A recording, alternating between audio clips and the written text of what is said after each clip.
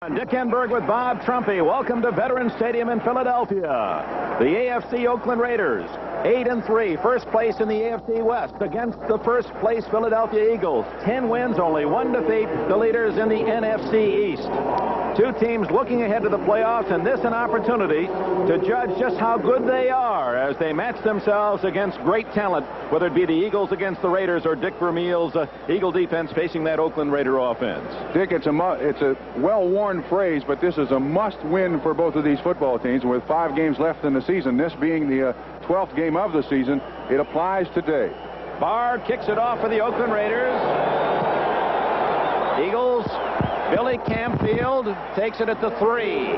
Behind the wedge at the 15. Tripp stays on his feet and gets out to the 25-yard line. Derek Ramsey, Willie Jones in on the tackle.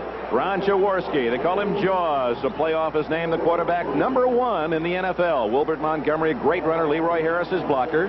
The receivers, 6'8" Harold Carmichael at consecutive string, an NFL record still in order. Charlie Smith on the other wing. Keith Kreppley, the tight end. The blockers for Jaworski, Walters and Sizemore, the 2 tackles, both Pro Bowlers. Perot and Peoples at guard, and Morris, the veteran center. From the 25.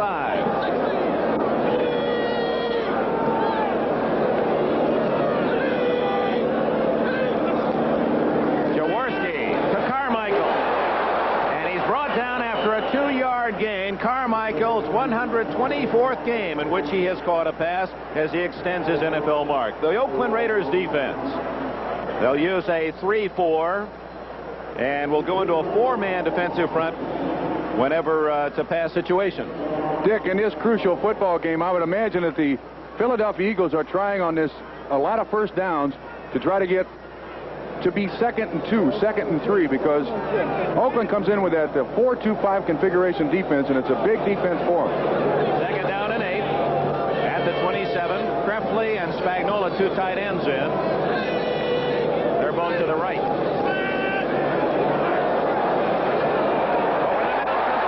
Spagnola at the 45-yard line before Davis can make the tackle, along with Rod Martin. First down, Philadelphia.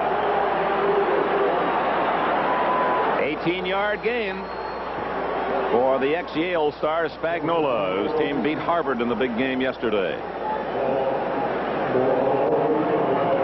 Harold Carmichael ducking his head in the huddle. As we told you, 124 straight games now as he extends his NFL mark. He's to the left. Charlie Smith to the right. Kreppley, the tight end, on the right side. First down at the Philly 45. Jaworski's first play on the ground to Montgomery to the 50. He's on the way to the 46 before Burgess Owens can come up from a safety spot and make the tackle after a 9-yard gain. Defensively for the Oakland Raiders, Matuzak, Kinlaw, the speedy ex-Oklahoma star in the middle, and Browning.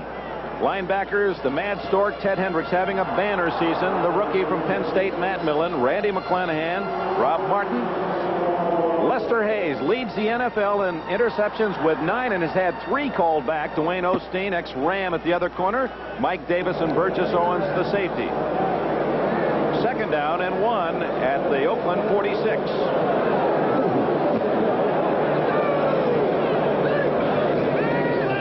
Play action. Jaworski. Carmichael slipped. It's incomplete down at the 27-yard line as Carmichael fell to the turf. By the time he got up, then Jaworski had to feed it out of bounds. Dick, I imagine the Eagles feel very comfortable right now. Last week, they took the ball in the opening drive of the ball game and went 80 yards right down the football field. They're using 2 tight ends. They have all their weapons today offensively. Wilbert Montgomery last week just played a half and picked up 50 yards, but he's healthy. So the first crucial play of the game, 3rd down and about a half a yard here. Jaworski with help from the sidelines as they signal in the plays. Dick Vermeil, the head coach. 3rd and 1, and now a timeout. There was some confusion. Number 20, Leroy Harris, came off the field and then started back on, and apparently then Vermeil said, we've got a mix-up. No sense in going ahead with a play that had been called. So a timeout by Philadelphia. No score early at the vet. Open up. Finish. And taste the moment. We're just beginning. This time, the best is just what you Okay, deserve. let's make it official. You brought out the best? It's on me. It's on us. It's time for Erlanger. One look, one sip, one taste will tell you this beer is a classic. Now we're really in business. Come and taste the moment, Erlanger. Foreign oil. We know the consequences. Higher prices, political instability. So America is working hard to reduce our dependence by increasing the use of our own energy resources. At Westinghouse, we're using our technology to get more energy out of coal. Half minutes gone in the first quarter, no score. Eagles taking the kickoff. 4 plays, 3 of them passes. And Ron Jaworski looks at a 3rd down and 1. Referee Jim Tunney talking to the quarterback of the Eagles. Jaworski, very durable sort, has not missed since the Eagles acquired him from the Los Angeles Rams. The rights acquired. They then signed him as Charlie Young. His rights were sent to Los Angeles. The Rams picked off the big tight end. Carmichael is the wing right with Spagnola and Krefli bookending the line. Hogan, or rather Harris, and he has the first down as he goes out of bounds at the 43-yard line. Leroy Harris knocked out of bounds by Dwayne Osteen. Harris, primarily a blocker, but has chipped in with 257 yards of his own, 3rd on the Eagle rushing list. The weather, mid-40s, a threat of rain, 40%, overcast skies. Boy, they really need rain here. They're talking about water rationing if they don't get some precipitation soon. Dick Vermeil, a handsome 44-year-old coach of the Eagles. What a job he's done, voted by his peers as the top coach in the league last year. First down for Jaworski. Knocked down and almost intercepted by number 57, Randy McClanahan, who came flying in. The 3-year veteran from southwestern Louisiana almost picked off a tough one. And the Oakland Raiders feature that in their defense. They have very, very tall linebackers in Hendricks and McClanahan. And all defensive coaches coach all of their players up front that when you make penetration on that offensive line of scrimmage, when you realize the quarterback's going to throw the football, get your hands up in the air. And this is the other side of the field, but the Philadelphia Eagles have to lead the NFL in deflected passes at the line of scrimmage. And you watch Hayes, and we'll keep our eye on him. He's had a brilliant season. Many feel he's the best quarterback in the NFL at this moment. 2nd and 10. Jaworski down the middle. Carmichael fumbles, and it's Matt Millen of the Oakland Raiders who picks it up, and he is finally stopped, whistled dead at about the 27-yard line, and now they're going to call it an incomplete pass. Whoa. A late call for incomplete pass. It was after Millen had picked it up and had been whistled dead before the official came in and said no good. And the official who called that was behind Carmichael on the reception. I don't blame the Oakland Raiders for being a little bit upset. But Jaworski gets good pass protection here as you look at the line of scrimmage. And Carmichael on about a 15-yard down and in underneath the zone coverage. And he does have long strides, but he has possession of the football. He has possession of the football. Jarred loose. Burgess Owens, 44, knocked it away. Matt Millen, 55, picked it up, but it is ruled an incomplete pass. So the Eagles still in possession at the 43-yard line. This is a game, too, Dick. Two very, very good football teams. It's going to be determined by mistakes. The fewer the mistakes, the better chance you have to win. 3rd and 10. 3 wide receivers in now for Philadelphia. Smith. Knocked down at the line of scrimmage again. Ted Hendricks, the linebacker. Bob Trumpy mentioned that Hendricks, very tall, and so is McClanahan. They use their arms well, and a deflected pass by Hendricks. It's 4th and 10. He plays more of a rover back for the Oakland Raiders, and I'm sure there are defensive coordinators around the league who wonder how Oakland can get away with that. Sometimes he's on the left, sometimes on the right, and nobody seems to know where he is all the time. They let Hendricks freelance, and he has a freedom to kind of go where he thinks the ball will be. Max Runiger kicking to Ira Matthews. And out of bounds it goes. They'll mark it down at about the 20-yard line. Inside the 20 at the 17, they say. And our first score from elsewhere, Pittsburgh leads Buffalo 7-0 early at Buffalo. Timeout here in Philadelphia. No score. 12 minutes left first quarter. Has the pump got you down? Plymouth breaks through the mileage barrier. A new front-wheel drive Horizon Miser with advanced electronic fuel control soars to the highest highway gasoline mileage rating ever achieved by any American car. And at a price that dips below $5,300. A great price for the car that climbed to the highest mileage rating of any American car. Horizon Miser. Its highs and lows make a lot of sense. At Plymouth, the American way to beat the pump. Wet, sticky roll-on antiperspirants. They hold you up when you want to get dressed. Get on the stick. Speed Stick solid deodorant from Menon gives you dry, effective protection against perspiration odor. Look, roll-ons go on wet. That's why they stick to your shirt. But Speed Stick is solid deodorant, effective protection against odor, so dry that Speed Stick never sticks. And Speed Stick is so much wider than the other leading stick. Takes just a few strokes. So get on the wide stick. Speed Stick deodorant by Menon. This is Brian Gumble in New York at Rick Stadium in Buffalo. The Steelers are on the board. Joe Ferguson operating deep in his own territory, picked off by Robin Cole. Cole returns at 34 yards down to the 3-yard line. One play later, Franco Harris gets the call, finds room off the right side, and goes in from 2 yards out. Point after is good, and the Steelers are in front 7-0. Back to the vet, Dick Enberg. No score here in Philadelphia, and we've got multi-million-dollar equipment here. We've just used a $10 hacksaw to try to see that window in the left of your screen is in front of the Eagles coaches upstairs, and they've closed it in front of our camera, so we're without one of the cameras, and so we're hacksawing our way back to victory. First down for the Raiders at their own 18. That's Van Egan to the 22, maybe the 23-yard line.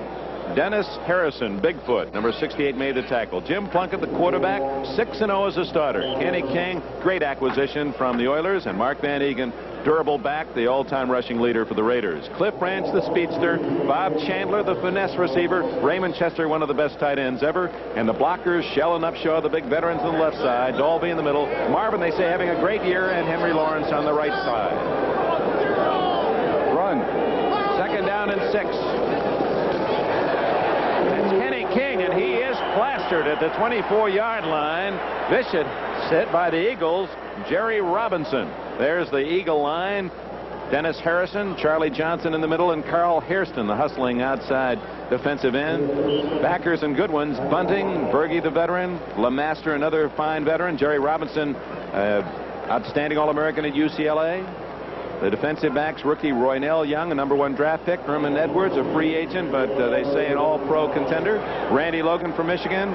Raynard Wilson, another free agent at safety. 5 defensive backs for the Eagles. It's 3rd and 5. Oops, contact, no play. The Eagles jumping offside. Dennis Harrison, 68, made contact. We'll see if he was drawn off. I think you can see the nervousness in both these football teams. They're being very, very conservative so far. The Eagles did throw it on their first possession down the field a little bit, but you don't want to beat yourself in a football game like this. You want to make sure that you make the other team make mistakes to lose the football game. Encroachment, number 68, defense, first down. 5-yard penalty gives the Raiders a first down out across the 28-yard line. Other scorers, the Bears on a Walter Payton 1-yard run lead at Atlanta after 4 minutes of play, and Tampa Bay has kicked a 24-yard field goal, Yepremian, to give them a 3-0 lead against the Lions down in Florida. Here, no score. 10.5 minutes remaining in this first quarter. Plunkett.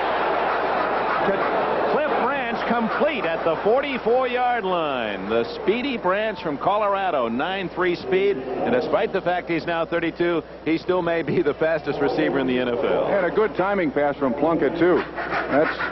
You can hear the hacksaw in the background. That's the star of the show if we get the window out here. But good pass protection, although Harrison up the middle, and that's a fine catch for a first down. And the Oakland Raiders are moving right down the field. If we're ever incarcerated, we ought to bring that fellow along with us, hacking his way to victory.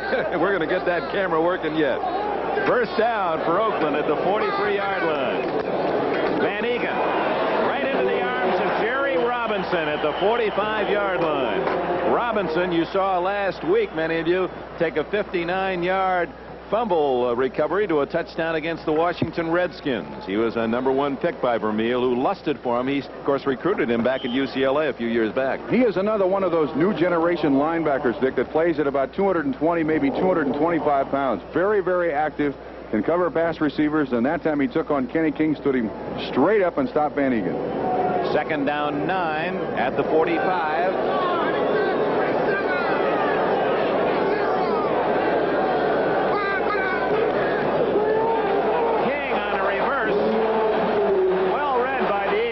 King gets only about 2 yards out of it to the 47-yard line. And we now have that window removed from our booth, and we'll be able to use our high camera.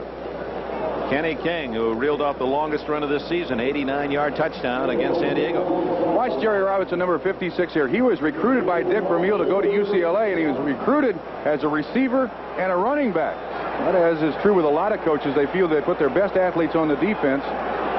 Kenny King had the unfortunate history to play behind Billy Sims at Oklahoma and be drafted by the Houston Oilers and line up behind Earl Campbell. Finally gets a chance in Oakland. And he's made a great contribution to the Oakland success. 3rd and long at the 47.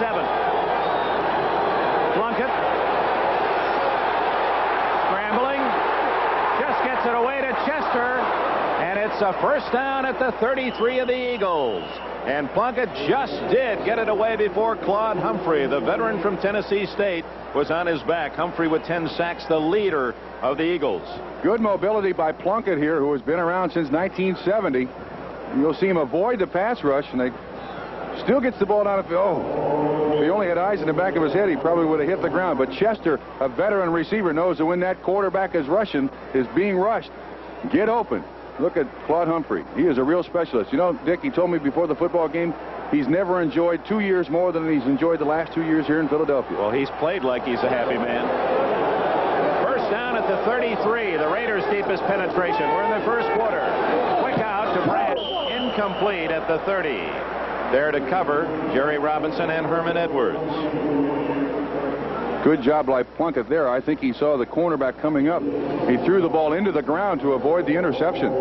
That's unusual to see Branch covered by 2 men on a quick out. Normally you save your double coverage when you see Cliff go deep. This Philadelphia Eagle football team is an excellent, excellent defense. They are young. They are also not very many high-round draft choices, and they play with a great deal of intensity, and that comes straight from Dick Vermeil. Yeah, we'll show you that first-round draft picks. They have probably less than any team in the NFL, and yet are the winningest team. Plunkett on 2nd and 10. Lots of time. To Chester. Great catch and out of bounds at the 10-yard line. Well, Chester using all of his 6'4" reach to spear that one before going out of bounds as Oakland drives deep. That's one of the little adjustments that Oakland has obviously made in their offense. They are not a sprint-out offense, but to get away from the pass rush of the Philadelphia Eagles, to give Plunkett a little more time to throw the football, he rolls right, and Chester makes a fine, fine catch. He's been troubled with bad knees for the last 2 or 3 years, but has certainly been a valuable acquisition for the Oakland Raiders for the 2nd time. That's right. He was traded to Baltimore for Bubba Smith, and then they got him right back from Baltimore for Mike Ciani. 1st down. They can get a 1st down without a touchdown. This is King. Good pursuit by the Eagles as King appeared to have some room outside, but it was closed off by Brainard Wilson, number 22. Free agent pick from Vanderbilt. Ran him out of bounds. That's an impressive stat right there on the screen. And that 34 defense, which was originally brought into the game to stop the pass game, has turned out to be one of the best rushing defenses there is. Great pursuit out of the people on the offside. Arthur Whittington, 22, into the backfield for Oakland. And in comes Claude Humphrey, the pass rusher supreme for the Eagles on 2nd and 9 at the 9. It is a pass.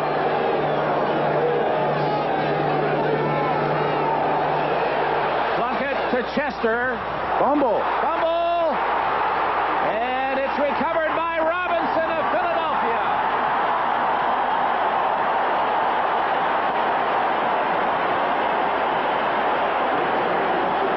Jerry Robinson picks up the ball, not unlike the fumble that was called an incomplete pass earlier in this quarter. Well, I don't think this one is any different than the one in the 1st quarter, but a good catch by Chester. Obviously going to feature the tight end. You see him catch it? And possession, no question it was a fumble, recovered by Robinson, and will return in a moment. Just in time for Christmas. Save $10 each on 2 favorite Radio Shack electronic games. 2-player football or 2-player baseball. Both cut to $29.95 each. Computerized action games with separate controls for each player. Lighted scoreboard with built-in sound. Challenge a friend or play against the computer. Pitch a no-hitter. Score a touchdown. Be a winner and pocket the savings. Sale price 2-player electronic games. Only at Radio Shack, your Christmas electronic store. Throughout brewing history, there have been few beers so exceptional they stand in a class by themselves. For it's a rare moment when both the finest ingredients and the skill of the brewer come together. Such a moment has been captured in Erlanger.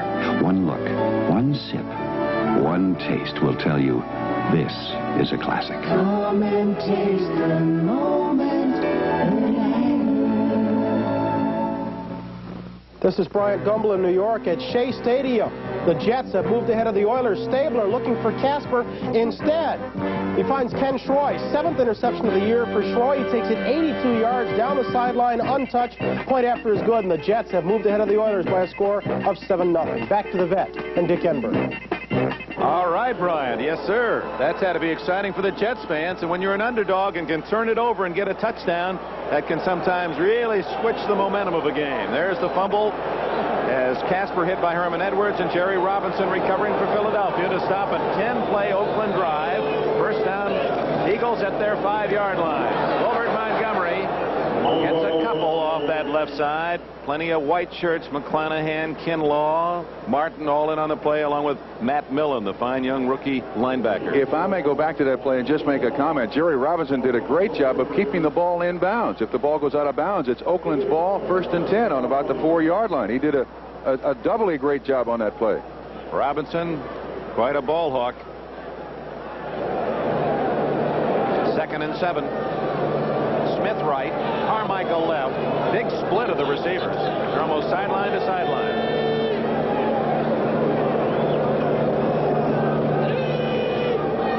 Safety blitz. They give it to Montgomery. He's out across the 10 to the 12-yard line. Short of the first down, it'll be 3rd and 3. Dave Browning spearheaded the defensive charge for the Raiders. The Eagles have accomplished one thing so far in this football game, Dick, with 7:20 to go in the first quarter. They have kept that 4-man defensive line of the Oakland Raiders off the field. And it still has not come off the field now in a 3rd down and about 4 situation. That's a big part of Oakland's defense, and the Eagles have got to feel very, very good about keeping that defense off the field.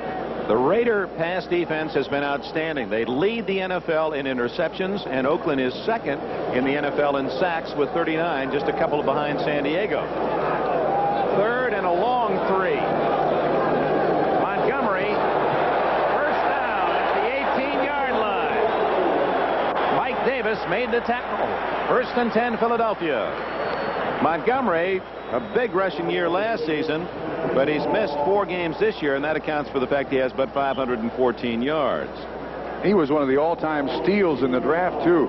A number 6 in 1977, and the reason he was such a late-round draft choice is that he had a huge calcium deposit on his thigh, and nobody wanted to take a chance with him. He spent the bigger part of the first year just returning kickoffs, and in the first game he started, ran for 103 yards, and since then he's been their starting running back. First down, Eagles, no score. 6 minutes left in the first quarter. From the 18, Jaworski off play action. Is he hit? Incomplete for 84 Krefli, and you could hear the pop as Jaworski was nailed by Dave Browning, whose University of Washington team will be in the Rose Bowl against Michigan. You'll see that right here on NBC. He is not known as the pass rusher either on that side for the Oakland Raiders. Normally they bring in another man to get to the quarterback, and he's in the ball game right now. Cedric Hardman, number 86. Hardman, very much like Claude Humphrey. It's an interesting story that here are 2 teams with 2 veteran pass rushers, now designated rushers. Hardman for Oakland and Claude Humphrey, the former Atlanta Falcon, working in that capacity for Philadelphia. 2nd and 10. Jaworski is only 2 of 7 throwing. Hardman's got him, and so does Matuzak, but it was Hardman there first, and the twos finished him off. That's exactly what the Eagles wanted to avoid, to get in that long yardage situation. You see Hardman on number 75 and all. Oh, they ran a stunt. Aha, they got tricky. 75 is Stan Walters, and you see the value of Ted Hendricks. He took on Walters, and then it was Wilbert Montgomery on Cedric Hardman. That's a mismatch. And Hardman walked right around Montgomery's hesitation. So the sack for Oakland, the first today and the 40th this season, brings up 3rd and long. And now you got Willie Jones 90 along with Hardman 86 and a 4-man front for the Raiders as Matuzak and Browning move inside a tackle.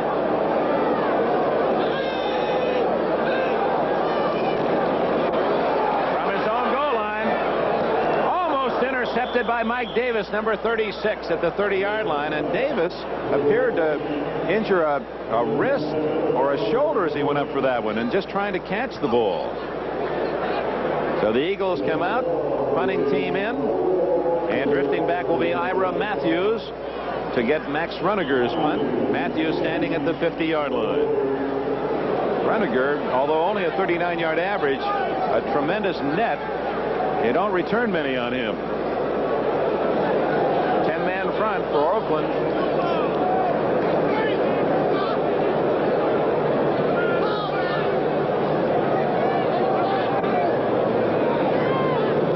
Here they come. Millen just missed.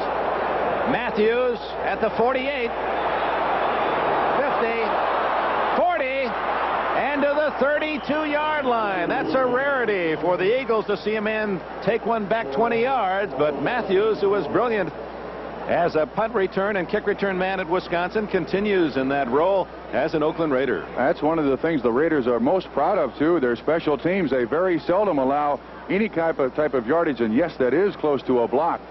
And I imagine Mr. Vermeil will be all over his punt coverage team. Robinson there, he gets juked out, and that's a good return. John Shar was downfield, couldn't get Matthews, so it's first down Oakland at the 32-yard line. Late in the first quarter, 5 minutes left. Plunkett going deep. Chandler. Oh, what a play by Roynell Young. Chandler had a touchdown, but Young at the last minute knocked it away. And he's the young man who has been picked on for this entire season. Interesting, he was a first-round draft choice in the NFL this year, and he was only recruited by one college, that Alcorn State, when he came out of high school. But this is a great play by a young man. The Eagles are very high on this kid. Good reaction time, and that's making up a lot of ground. Ooh, close. Chandler left empty-handed when he thought he had 6. It's 2nd and 10 at the 32. King split behind Plunkett. Van Egan, and the draw takes him down close to the 26-yard line in the arms of Ken Clark, number 71. Van Egan having another solid season. Mickey Marvin was the man who cleared the way for him. Marvin from Tennessee playing the right guard. 3rd and 5. And now the situation substitution for the Philadelphia Eagles. They come in with 4 defensive linemen and 5 defensive backs. Awful lot of players on these two teams get on the field. It's a new era, the situation substitution, is it not, defensively? Yes, it is. Well, with the new pass rules, I think for the offense, you almost have to put more people out there defensively. Morris Bradshaw, 3rd wide receiver in for Oakland. Plunkett to Chandler again. Young breaks it up. Same play. Same play. Same play, same coverage. And Roynell Young is 2-0 against Bob Chandler. Apparently, Oakland will try a long field goal because Chris Barr is on the field. The older brother of the Steelers' Matt. There he is from Penn State, and he's towing the 45-yard line, 35-yard line, which will make it a 45-yard kick. His longest this year is 48. Bob Chandler to hold.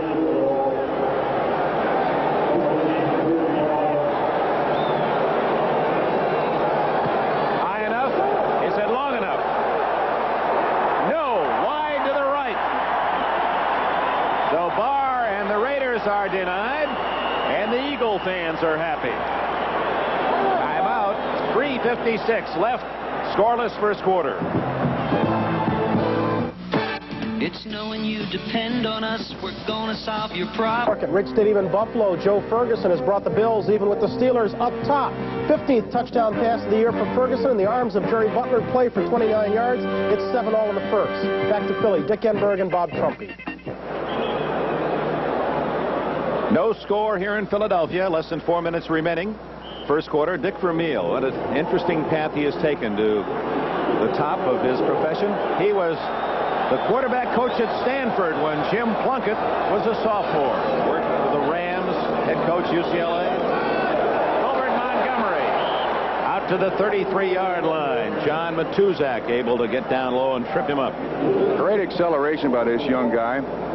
About 7 weeks ago, he had a hip pointer against Dallas, tried to play the week after, and then came up with a knee injury. And for the last 5 weeks, they basically played without Wilbert Montgomery and won every game. That's a tremendous psychological lift to this football team. He is their meal ticket. Last year accounted for almost 2,000 yards in total offense, 1,500 running and 500 catching. They win without it. In fact, he led the NFL in offensive production last year with over 2,000 yards. 2nd and 5.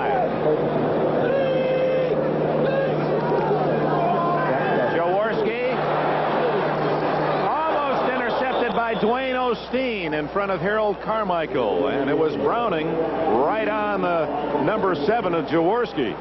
He's been under heat. And that's an interesting matchup, Osteen on Carmichael, because Osteen is replacing Monty Jackson. He has trouble with his knee, but this is almost an interception. And it looks like they're playing man-to-man underneath short and zone on top for Oakland. They're going to give them the short ones, but they don't want to give up those 15-yard receptions to the Eagles. You know, Osteen's an interesting story. He's playing the right corner. Herman Edwards, the right corner for Philadelphia. They were college roommates, both at California as a freshman. Osteen transferred to San Jose State. Edwards went to San Diego State. Now they meet as NFL opponents, playing the same spot. 3rd and 5. 3 wide receivers in for the Eagles. Out of the backfield.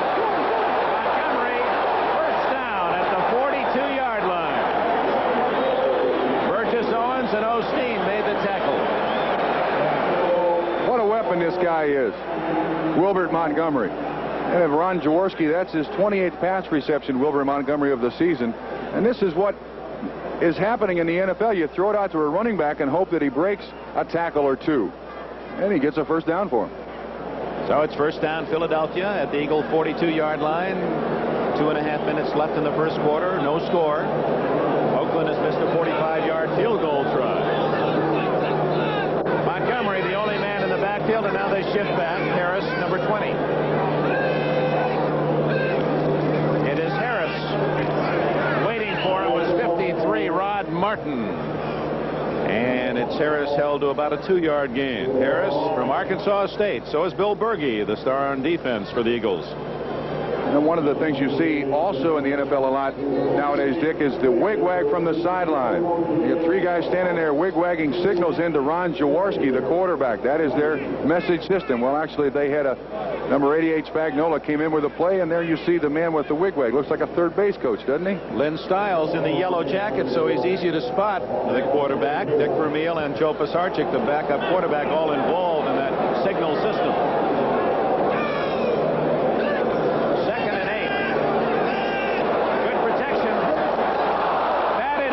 At the 40-yard line, they were trying to hit Carmichael, and that Raider defense appeared to have about 6 white jerseys surrounding Carmichael. Playing a total zone, and that appears to be their game plan for the day.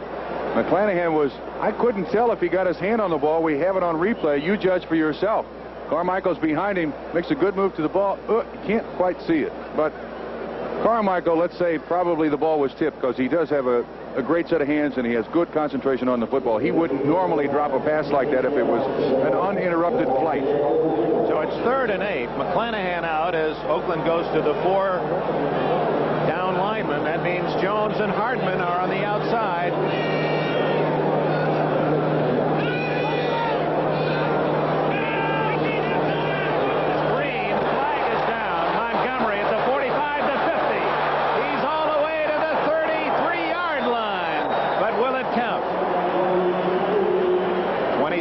yards in the play. The flag was thrown in the backfield of the Eagles. I think they got Rod Parker going towards the line of scrimmage, Dick.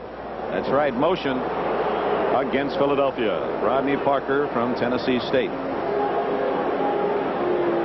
Yeah, that's too bad. That was a big play. And that's what you want to try to do. I repeat, here's the call.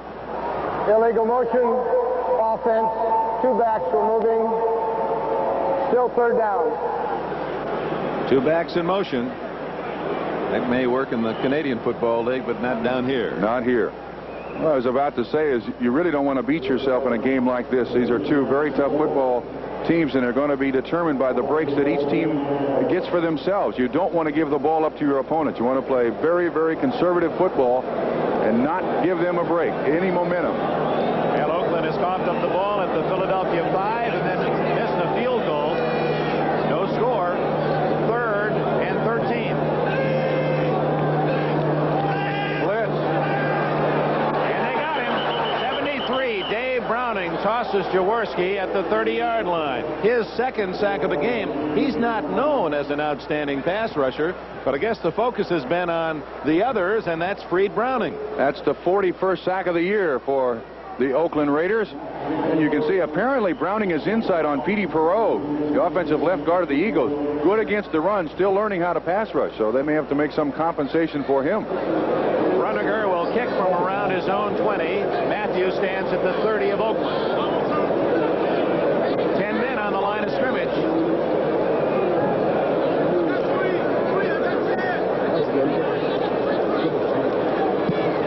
Good kick. Beautiful. Matthews, a fair catch at the 23-yard line, and right there was John Shara of the Eagles.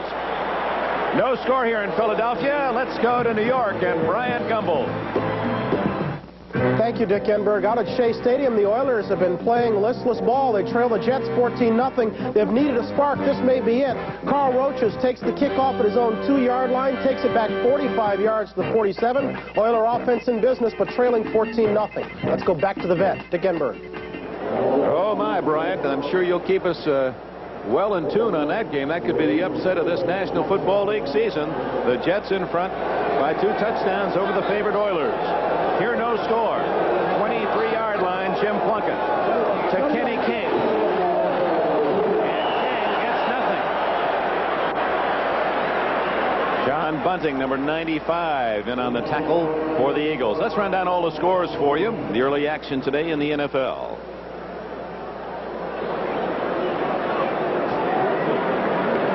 Okay. As Verlin Olsen said a couple of weeks ago, well, let's just amble down the scores. Baltimore trailing New England in the 2nd quarter, 7-0. It's 14-0, Jets leading Houston 1st quarter. Cincinnati 7, Cleveland 0. A bit of a surprise there in the 2nd quarter. Chicago 7-0 lead against Atlanta 1st period. And 10-0 now Tampa Bay over the Lions in the 2nd quarter. Pass. Here, no score. Whoa. That time you were wrong. You've been right. We've been keeping track, run and pass. Bob Trumpy's been calling the plays. When Oakland has the ball, he's been right the first 3 times. He thinks he has a key, and we're going to try it a few more times, Bob. Then you can tell us what you think they're doing to tip it off. That's the first time it really didn't work, and I got a bad angle at the man that I'm looking at, but he fooled me that time. We'll inform him later as to what we're doing here. Okay, so much like a hitter picking up maybe a tip from a pitcher that tells him whether it's fastball or curveball. Mr. Trumpy has a key that he's watching, and he thinks it'll tell us whether Oakland's running or passing. Final seconds, and there's the gun end of the 1st quarter. As you see an update, Cleveland has scored to tie Cincinnati. Here in Philadelphia at the Vet, over 70,000 fans have seen the Eagles. And the Raiders, 2 teams on winning skeins, play 15 minutes to a scoreless tie. Picking and choosing the right investments requires very careful handling. One wrong move can easily damage the best laid plans. At Merrill Lynch, we know... In Philadelphia, for all their professional enterprises, winning for the Birds, winning for the Flyers, for the world champion Phillies, and right on down the line. 10-1, the Eagles. 1st quarter statistics, Raiders with the edge, but no score as they fumbled at the Philadelphia 5 and then missed a field goal. Pass. 3rd and 10. Complete to Chandler, 45, 50, Shara hits him, stays on his feet, and Chandler to the 47. So a big play on third down as Jim Plunkett rifles it to Bob Chandler, who acquired from the Buffalo Bills in the offseason a 29-yard play. One of the best pattern runners there is in the business, too, Dick. Very, very consistent. The quarterback knows where he is. You'll see at the bottom of the line, we're going to miss it. Roynell Young slipped and fell down. It's very slippery on this side of the field. Also the experience of Plunkett, stepping up in the pocket. And you'll see Roynell Young getting up off the ground, yes, in pursuit. But nevertheless, 29 yards and a first down. Oakland at the 47.5 of the Eagles. Run. And it is a run. Van Egan up the middle to the 45-yard line. We're going to ask you what tip you're using, Bob Trumpy, when we come back. But right now, let's go to New York. NFL 80 and Bryant Gumbel. Thank you, Dick. At Cleveland's Municipal Stadium, the Browns are on the board. This is Reggie Rucker working against Ken Riley. Riley picked off by his own man, allowing Rucker to catch a 16-yard touchdown pass from Brian Sipe. Just like that, the Browns have caught the Bengals at 7 in the second. Let's go back to the vet. And here in Philadelphia, no score. All right, what is your tip, Bob Trumpy? Okay, coaches look for days on end at film, and all they're looking for is a slight advantage somewhere. My key today is Art Shell, number 78, the offensive left tackle of the Raiders. All throw, but it appears that when they're going to pass the ball, he is way back off the line of scrimmage. I'll say now it's a pass. Whoops, he fooled me. I was going to say, it looked like he was on the line of scrimmage to me. Let's watch Shell. I looked quick, and I think the people out there might be able to pick it up too, that when it is obviously a pass, he is back off the line of scrimmage to give him that split second more to set up for the pass rush. And when he's on the line of scrimmage, then he's right up on the line of scrimmage to get to that defensive end quickly. You see if you can judge pass or run. Now, I thought it was going to be a run based on what you said, because it appeared he was right up there even with Upshaw. It's pretty obvious in most situations. And it's now 3rd down and 6, and you'd say they're probably going to pass. But if you know on 1st down, the defensive lineman can put their ears back and rush the quarterback. Now let's watch Shell to see if he lines up a little farther back. It's 3rd down and 5. That's fast. You can see he's like a half foot behind the other men. Plunkett in trouble. And now has running room. 40, 35, and down at the 32 with a first down. Plunkett showing great poise, and there's the whole emotional rehabilitation of Jim Plunkett. There was a time where he was so beaten up he didn't know which way to turn. Now he waits, patient, and then there you see Shell lined up back of 63, his left guard, Upshaw, and indeed a pass. That becomes a run. Yeah, you're right. When you talk about Jim Plunkett, the fact that there aren't many teams in the NFL that would pick up a guy on waivers and then let him sit for a year to try to get some emotional stability back in him. That's exactly what Al Davis did for Jim Plunkett. He's been accused, Al Davis, of many, many things, but reclamation projects is one of them. Pass. First down pass. It is a pass. Plunkett incomplete. Well covered was Cliff Branch as LeMaster and Berge had him down at the 15-yard line. And now there's the key on a first down to know whether you're running or passing. And you heard Bob Trumpy call it. It'll be something we're not going to continue ourselves, but you might want to play that game as it develops here in Philadelphia. Exactly. And when you're out there watching, it's more interesting, I think, when you can get involved in a football game. Look at Upshaw and Shell. Those two guys have been in tandem now for 13 years. Two of the best there is in the business, along with Dave Dalby. Only the Oakland Raiders' second center. Their first is in the Hall of Fame. Yeah, he played 210 straight games, and Dalby has played in 127 straight. So you're a center of the Raiders. You're a center for a decade. 2nd and 10.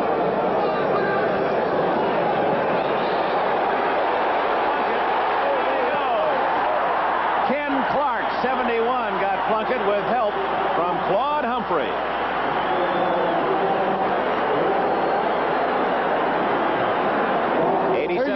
Yes, here you see Humphrey, and he comes all the way on the inside on a stunt, comes all the way around.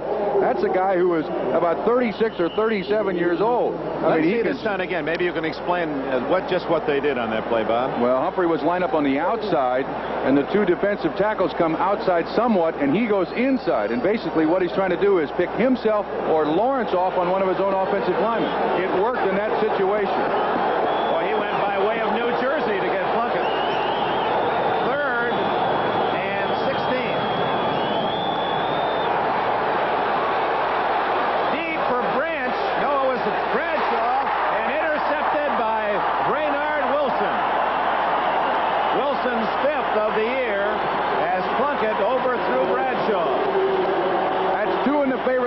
they've dodged 2 bullets now, and I will tell you this, Jim Plunkett had Ray Chester wide open about 15 yards down the field. I think he made a mistaken judgment here going for it all.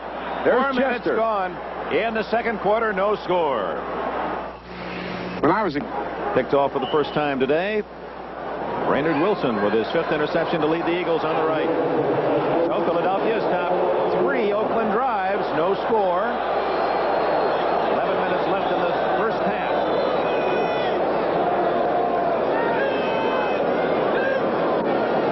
Montgomery around Hendricks, but what a hit coming up from the secondary by Mike Davis from Colorado. Oh, my solid hit. 6'3", 200 pounds, and he is a tough tackler. He was the number 2 choice in 1977. Tampa Bay's lead is cut to 10-7 as the Lions have scored down in Florida. That's a key game. Detroit trying to untrack itself after the great start. Tampa Bay got off to an early 10-0 jump. Chicago's Bears leading at Atlanta 10-7. Wow. Philadelphia now with 2 tight ends in the ball game. They have a good passing set off this formation, Dick. That Atlanta score of great interest to the fans of the Rams watching in Los Angeles today. 2nd and 8. Carmichael hit immediately by Dwayne Osteen with help from Rod Morton. That'll be short of the first down at the 27 and bring up 3rd down and 3. You know, he's got to be a tough receiver to cover. I have never played defense in my life, but a guy with his size, his speed is deceptive because he eats up about 4 yards per stride, and you really can't tell how fast he's moving.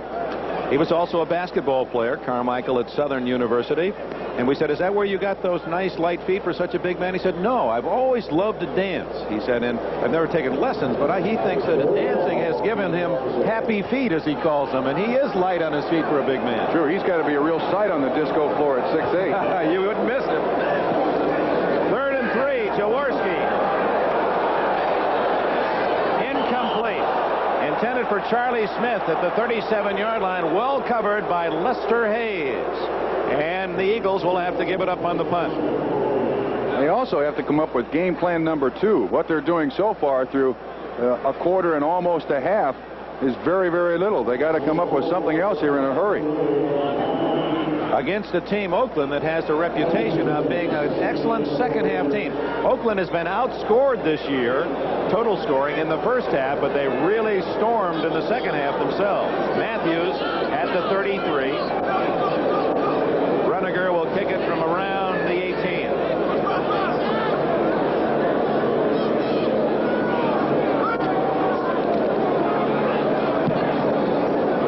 Short.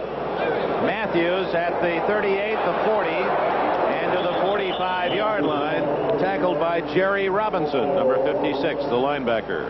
He seems to be a better kicker when he's pressured, Dick.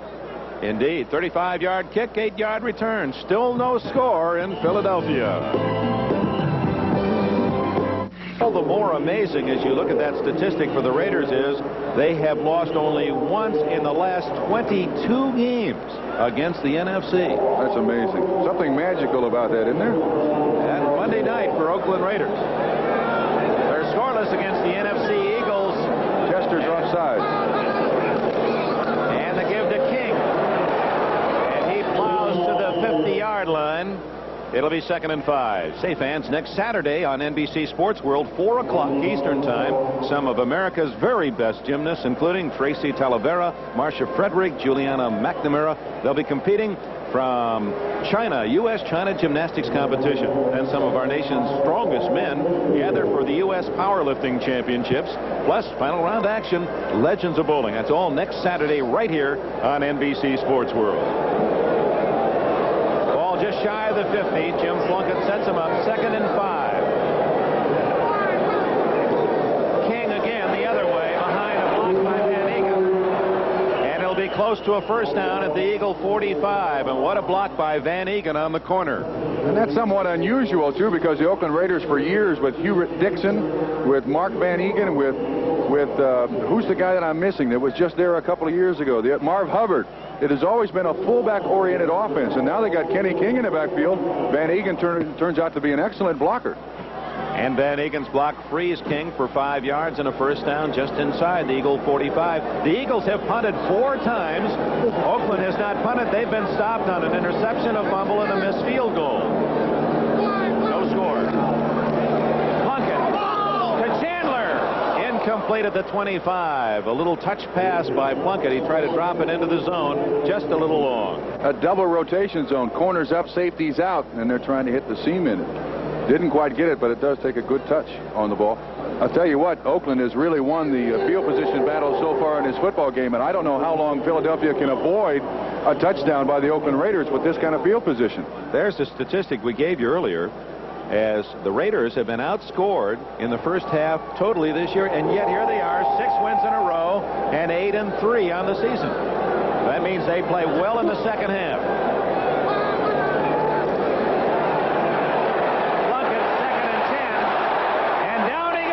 At the 43-yard line, Claude Humphrey, number 87.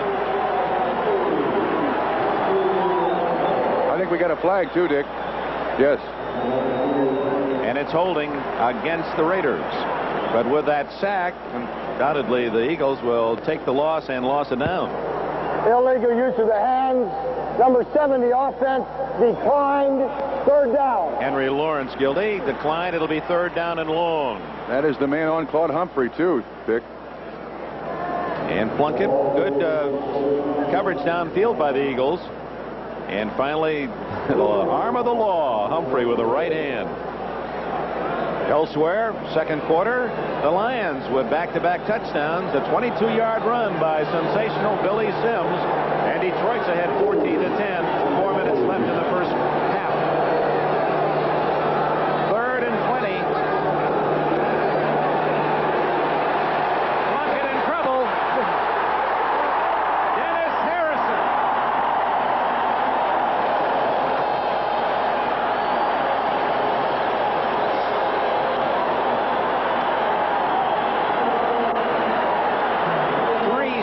Now for the Eagles as they put pressure on Plunkett. That is a good job too by the Eagles. Dennis Harrison, big guy, very big guy, 6'8", 280 pounds, but he looks like a running back right there, running down the quarterback. And when you go down in his hands, you go down. Threw him down like a rag doll. All he had was his jersey, and Plunkett is not one of your small quarterbacks. So Ray Guy, the top kicker in the AFC, second in the NFL to Dave Jennings of the Giants, will kick it to John Shara. He's at the 23. First punt of the day for the Oakland Raiders, too. Not a good kick. Shara at the 33, 35, 39. Downfield was 31 Derek Jensen and Jeff Barnes. Timeout. Midpoint of the second quarter. Oakland, Philadelphia. No score. Is the pump it? The second and the fourth quarters have been the Eagles' best all season long. They're scoreless against Oakland. Halfway through the second quarter, first down at the 38 for Jaworski, off to a slow start.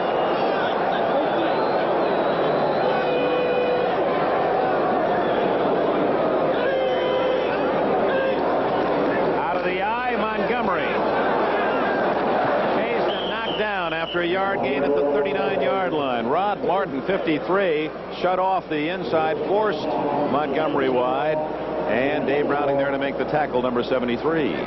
Dick, I think this is the series for the Philadelphia Eagles right here. They got to get the ball down the end zone, down the field. They can't keep playing this minus field position game with Oakland and expect to win the football game. They got to kind of air it out right here. Get some of those cornerbacks back off the line of scrimmage. They're playing it about 3 yards deep. Call it 2nd and 10 as Montgomery really didn't make much on that first down carry. Carmichael left, Smith to the right, tight end, Tremblay right side. Swing it to Montgomery. Good move, and he's down at the 44 as McClanahan, 57, made a good tackle moving laterally. Let's pause briefly for station identification. From Philadelphia, this is the NBC Television Network.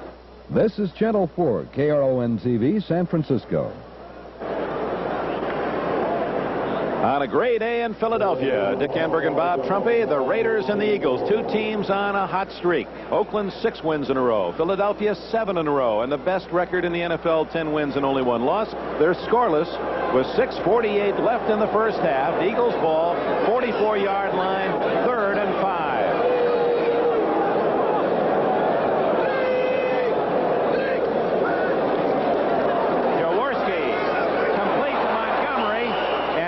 Davis made a solid tackle and I believe denied the first down. That's the kind of hit that reminds you of Ken Houston in his prime when he used to stop ball carriers and receivers dead cold. When he played against me, he was always in his prime. I don't know that he ever lost a step. This is a great play by Davis. Once again, that 4-man rush from Oakland. 2 linebackers and 5 defensive backs. Man-on-man coverage. Davis against Montgomery, and that's a stopper. And he's not an easy guy to stop either. If Montgomery falls forward, it's a first down. He does not, and it's 4th and 1. Ira Matthews will drift back for Rudiger's kick. Matthews inside his 15. Rudiger aiming it to the near sidelines. And out of bounds. Not a very good kick at the 26-yard line. Rudiger not at all happy with it. Time has been called. Just a 26-yard kick for the Eagles. 5:46 left in a scoreless first half. If you're ready to move up to a middle. Gumble in New York at Rick Stadium in Buffalo. The Bills have gone out in front of the Steelers. Joe Ferguson, great catch by Jerry Butler down to the 10. From there, the same combination does the rest. Second time it's worked today. 16th touchdown pass of the year for Ferguson. Bills are out in front 14-7 in the second. Back to the vet, Dick Enberg and Bob Trumpy. No score in Philadelphia with 5:46 left in the first half. The Raiders ball at the 25.5. Jim Plunkett has Kenny King, Mark Van Egan behind him. Cliff Branch, Bob Chandler to the right. The tight end is Chester on the left. Van Egan burrows his way out close to the 28-yard line. Charlie Johnson, 65, with a tackle. Well, next Thursday, 3:30 Eastern Time, we hope you'll join us on Thanksgiving Day. I'll be with Merlin Olsen in Dallas. Brian Gumble will be in New York to bring you the inside look at the day's game. Cowboys and Seattle Seahawks, plus a special look. You'd know Brian would have this at the Dallas Cowboy cheerleaders and Seattle kicker Efren Herrera. Heritage of Thanksgiving games of the past also included, so join us for the holiday, 3:30 Eastern Time, this coming Thursday.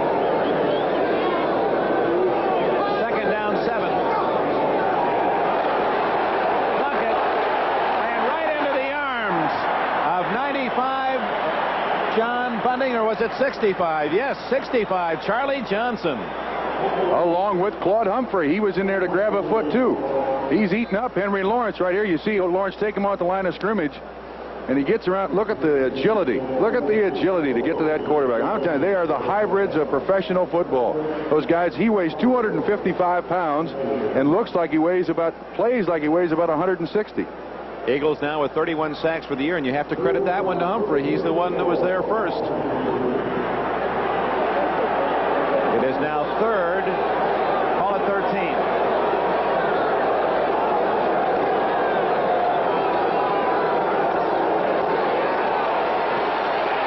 Plunkett scrambling. Nobody to throw it to. Now to Branch. Almost intercepted by Brainard Wilson.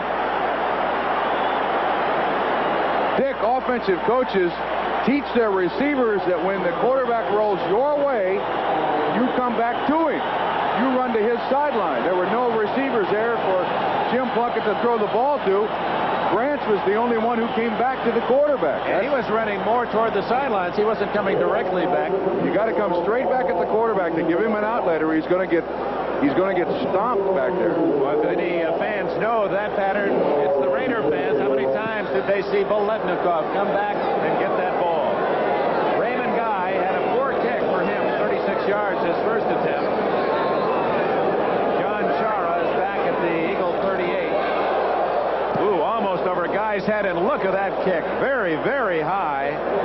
Chara at the 34 and right into the arms of Otis McKinney. Number 23. Guy almost kicked that one roof high. What a weapon he is, too. Every team that the Oakland Raiders play must account for this guy. They got to put their punt receiver back about 10 more yards. Plus, he can run with the ball. Last Monday night against the Seattle Seahawks, got a very, very important first down for the Raiders. Run, and how about throw the ball? Well, this telecast presented by authority of the National Football League, intended for the private use of our audience. Any rebroadcast or other use of this telecast without the express written consent of the Philadelphia Eagles and the National Football League is prohibited. No score, 4 minutes left, first half. Eagles start from their own 33. And Smith in motion. Jaworski to Montgomery up the middle to the 38-yard line, and a gain of about 5. Other National Football League scores and highlights at halftime, but an update now in the second quarter. New England now leading 10-0. A 22-yard field goal by John Smith after Calhoun had run for a touchdown. Chicago trailing Atlanta 14-10. Over Andrews, a 4-yard touchdown run for the Falcons. And Buffalo leads Pittsburgh 14-7. Jerry Butler has scored on a 10-yard pass to give Buffalo a touchdown lead against the Steelers. 2nd and 5. Montgomery on a trap. Short of the first down out at the 42-yard line. 62. Reggie Kinlaw of the Raiders made the initial hit. Dick, the Philadelphia Eagles have only got 4 first downs in this first half, and all 4 of them came in the first quarter. They've yet to get one in the second quarter. Here's the old man on that offensive line, 37-year-old Woody Peoples. Well, we'll give him a plus on that one, but still, it's now 3rd down and a yard and a half to go for the Eagles' first down in the second quarter. Peoples can tell you about his 9 years protecting our colleague John Brody as a guard with the 49ers, and he did a good job. John often got through a game without getting his jersey dirty. Also spent 2 years in the Army. He's a really traveled young man. 3rd and 1. Montgomery again. Oh, a fake. And incomplete. As Jaworski went to Carmichael, well covered by Osteen, and boy, they certainly faked me. I thought Montgomery had the ball. And Osteen has done a good job. This is his first start ever at cornerback for the Oakland Raiders. He's replacing Monty Jackson, but this is faked our cameraman too, and that's not easy to do. But he threw it over the wrong shoulder, it appeared, and I believe he threw it over the wrong shoulder to avoid the interception. Well, I'm not sure. That's a mistake by Jaworski. Runniger, a good kick. Ira Matthews to his 10, 15, 20, and to the 22, maybe the 23-yard line. Going back to that fake, it was so beautifully executed by Jaworski and Montgomery. You have to give Osteen great credit. He was on his read and had Carmichael all the way. Dick, I wonder if maybe I just throw this out to you, possibly. Is the fact that Wilbert Montgomery is back in the lineup and they played for about the last 5 weeks without him, is it had an effect on the Philadelphia Eagles offense? They feel like they got their meal ticket back there, and are they doing things different? That's a good question. It may just be that the Eagles are playing an outstanding defense in the Oakland Raiders, and it obviously has been just that, a defensive game in this first half. Raiders having a couple of chances, intercepted in the end zone. They also fumbled at the Eagle 5 and missed a field goal. Plunkett knocked down at the line of scrimmage by you-know-who, Claude Humphrey. Dick, last week, the Philadelphia Eagles had 8 passes deflected at the line of scrimmage. And when they don't get to the quarterback, obviously they just stand there with their hands up. I like that guy. He rung my bell about 5 or 6 times in the 10 years that I played, but he was a fair player. And when he came at you, duck. You talked about reclamation or restoration projects. Well, Humphrey himself likes to restore old cars. He has a 56 Cadillac he's very proud of. Well, he's playing like he found the fountain of youth. 13th year as the #1 pick of the Falcons back in '68. 2nd and 10. Out he goes. Ken Clark, 71, gets the sack this time. No receiver open downfield either. Once again, that half roll by the Oakland Raiders. Something new in their offense. Trying to get away from that pass rush. I think that's the 4th sack of the day that the Eagles have had, and 1 pass deflected at the line of scrimmage. Is it the 5th sack? 5th sack of the day. But 4 sacks and 1 batted pass out of the last 7 plays, so Plunkett has to be talking to himself as he goes back into that huddle. 3rd and 21. at the 14-yard line as the clock running down to the 2-minute timeout. Plunkett will go to the sidelines and ask Tom Flores, hey, what do we do now, Coach? There's the timeout, official timeout. 2 minutes left in the first half at Veterans Stadium in Philadelphia, where the Eagles and the Oakland Raiders have held each other scoreless.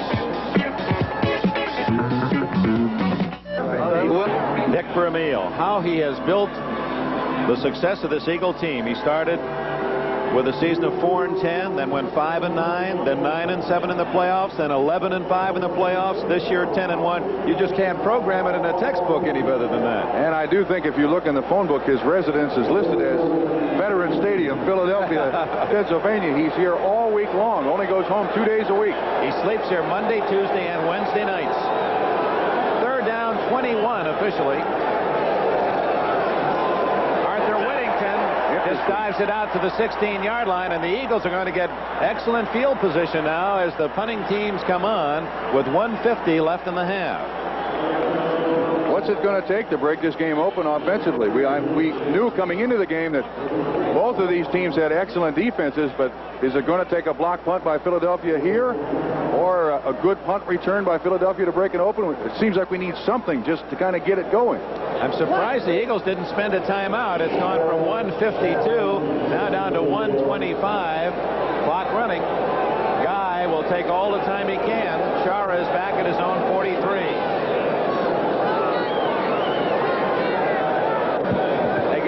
Right at the 1 second mark, and a bad kick by Guy, but Chara fields it at the 35, and he gets it to the 45. I said a bad kick, not because of distance, but because it was so low. Good one to return. 50 yards on the punt by Ray Guy. That's 14 yards better than his first one. Don't forget all the scores and highlights at halftime. So they're down to 1 minute and 4 seconds. Still more than enough time for the Eagles, who have 2 timeouts left. Remember, they used one in the first quarter on a confusion on third down. Well, they have Tony Franklin as a weapon, too. He is a very, very good long field goal kicker. And I have a feeling, I'll go out on the limb, the first team that scores, I think, is going to win this game. All right, we'll mark that one down, Bob Trumpy. Ball at the 45 of the Eagles. Jaworski has Harris and Montgomery behind him.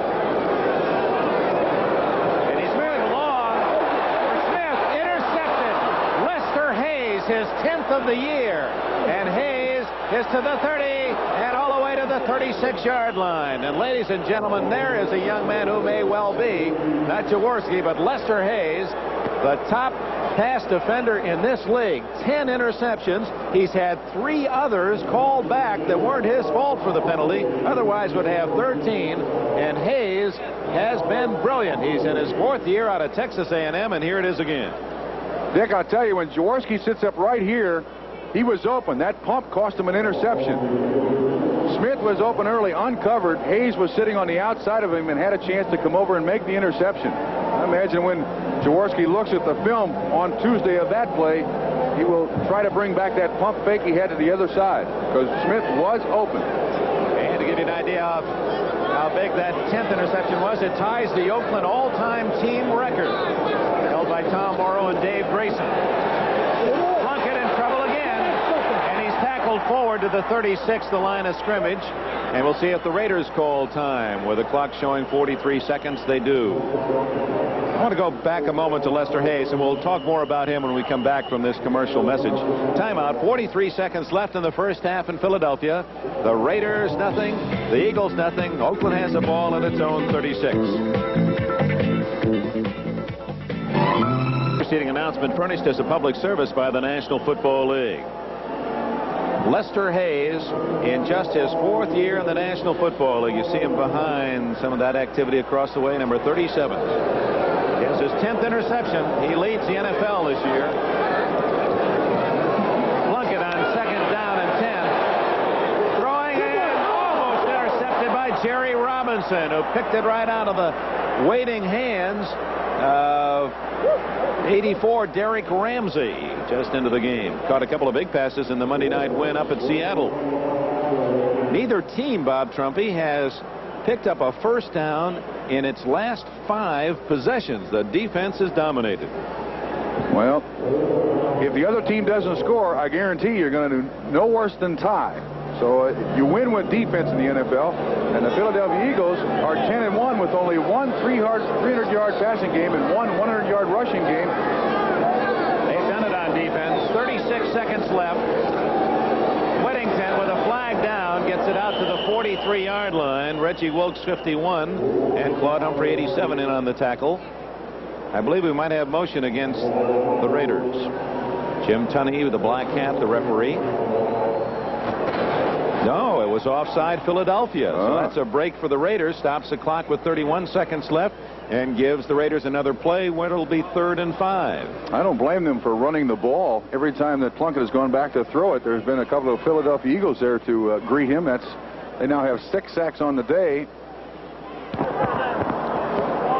Encroachment number 43 defense. Still 3rd down. Now at the 41-yard line, the Raiders have the ball and a chance for a couple of long plays against that Eagle defense. There's the first defensive back picked in the 1st round by the Eagles, Roynell Young. Chandler right. To the left is Branch. Ramsey, the tight end, right. 3rd and 5. Ramsey, a juggling catch, and he is to the 39 of the Eagles. Well, there's Ramsey at 6'4", using his height well. A 20-yard play. Ramsey, who grew up across the bridge in New Jersey at Camden and was a high school quarterback. A lot of people here watching him today. He was also a college quarterback at the University of Kentucky. And he is the heir apparent to the spot now held by Raymond Chester. Obviously, very good hands. He's got good speed. He is a new generation tight end. More and more pass receiving out of that tight end. Like Kellen Winslow down in San Diego. He's a very, very important part of any offense now because it takes pressure off those outside receivers if you've got a tight end who can get down the field. Ozzie Newsome, another of the Cleveland Browns. Ramsey, just to complete his story, as Plunkett talks on the sidelines with his coach Tom Flores, we mentioned he was a high school quarterback in Camden, a college wishbone quarterback at Kentucky. His high school tight end was Art Still, the outstanding lineman of the Kansas City Chiefs. He too went to Kentucky. That was quite a package. You could put 9 chemistry majors with those two. Have a pretty good high school team. And now they're both starring in the National Football League. Although Ramsey blooming a bit later. His 3 catches you saw have all been this week. 2 up at Seattle. You're right. Art Still is 6'7". That's a good combination in high school, right? A 6'4" quarterback thrown to a 6'7" tight end. Wow, no, I wouldn't do that. I wouldn't want to do that. I've gotten smarter in my years. Why did I ever want to play this game? I just wonder when I hear those sounds. Down at the 39-yard line, Oakland has moved the ball better than the Eagles by far, but they have not scored. They've had a pass intercepted in the Eagle end zone. They fumbled at the Eagle 5, and they've missed a field goal. 22 seconds left. Plunkett, short, intended for Chandler, and it appeared that either the ball might have been tipped or Plunkett had his arm hit under the pressure of Claude Humphrey again, number 87. Neither quarterback has had good numbers here in the first half, and the defenses against the pass, as we told you, these two teams have been outstanding all year, and they have been again today. Worth noting, too, that Claude Humphrey has played his entire second quarter at defensive left end. Dennis Harrison has not been in the ball game. Claude is somewhat of a specialist on the pass rush. I guess he figures that Oakland's going to throw the ball more than run it. We're keeping our eye on Humphrey, who has certainly had his eye on Plunkett. Ramsey back in. He is lined up on the left side. Both wide receivers to the right. 2nd and 10. 17 seconds left. First half. Plunkett down the middle to Chandler. Incomplete. And Chandler thought he was held. Yeah. I'm surprised there's not a flag on that. Roynell Young got away with a hand. And Chandler goes back to the huddle. 3rd and 10. Time remaining 9 seconds. So the Raiders have to hope for one sizable gain and then a possible field goal try. Both quarterbacks, interestingly, Joe Costanza, our statistician, are 6 for 17. So the defenses have been tough. Barr awaiting a possible field goal chance. 13 for 23, but he's 0 for 5 outside the 50.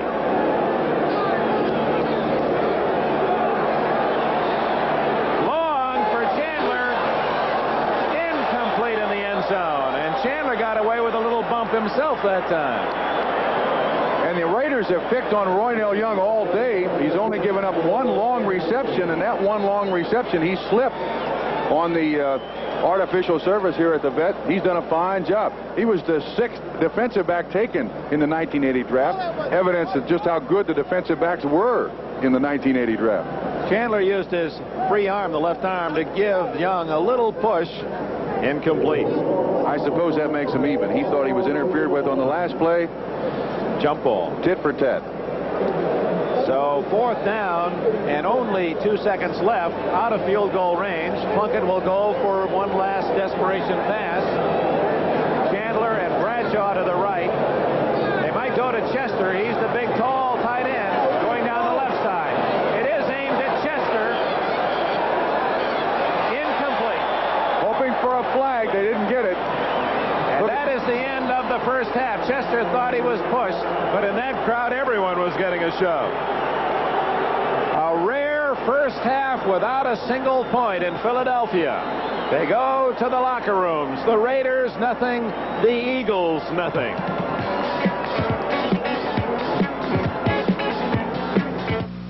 Missile exercise, Atlantic Rain. Bob, before we go to your analysis, we're going to take a quick look at something we showed you at the start of the game. The two coaches in this game, both college opponents. There's Tom Flores and Dick Vermeil. They played against each other, Pacific against San Jose State 23 years ago, and here they are coaching against each other today. We have 10 seconds. Quick comment? That's gonna be quick. That's it. I'm surprised at the defense. We knew they had good ones, but they're both playing extremely well defensively. Okay, let's go down to New York. On this 12th Sunday of the NFL season, there's an awful lot going on. While the Eagles and Raiders continue to battle to a standoff at the vet, the Falcons are winning again. They're beating the Bears, and everything is topsy-turvy in the AFC Central because the Browns are beating the Bengals while the Oilers and the Steelers are being upset. We'll get to the scores and the highlights of Sunday number 12 right after this timeout for these messages from your local station. It's 30 years of TV comedy hits. Very interesting. A look back at TV's funniest moments and the stars who kept us laughing. Tuesday. Wednesday on Real People, Sarah Spencer. Starting this day, the AFC Central had some big games on tap with the Browns going against the Bengals and the Steelers and the Oilers in very tough ball games. And we are now underway. On this Sunday, number 12, the NFL season, we'll try to get you caught up on just what has happened around the league. Out in Philadelphia, Veterans Stadium, best record in the AFC, at least a tie for that, belongs to the Oakland Raiders. Best record in the NFC belongs to the Philadelphia Eagles. They are scoreless at halftime, and there is an awful lot of hitting going on at Veterans Stadium. Jim Plunkett, 6-game winning streak on the line for the Raiders, 7-game winning streak on the line for the Eagles. Hits Raymond Chester, looks like they're going to score, but Jerry Robinson comes away with a fumble, and just like that, Philly has turned back that scoring opportunity. Plunkett looked like he had a touchdown pass here, but an excellent play by Roynell Young. Right there, slaps the ball away. That ball game still scoreless at the half. Big ball game taking place in Buffalo, too, at Rich Stadium. Steelers against the Bills. Steelers scored first. Joe Ferguson picked off by Robin Cole. He goes 34 yards down the sideline. Brought down at the 3.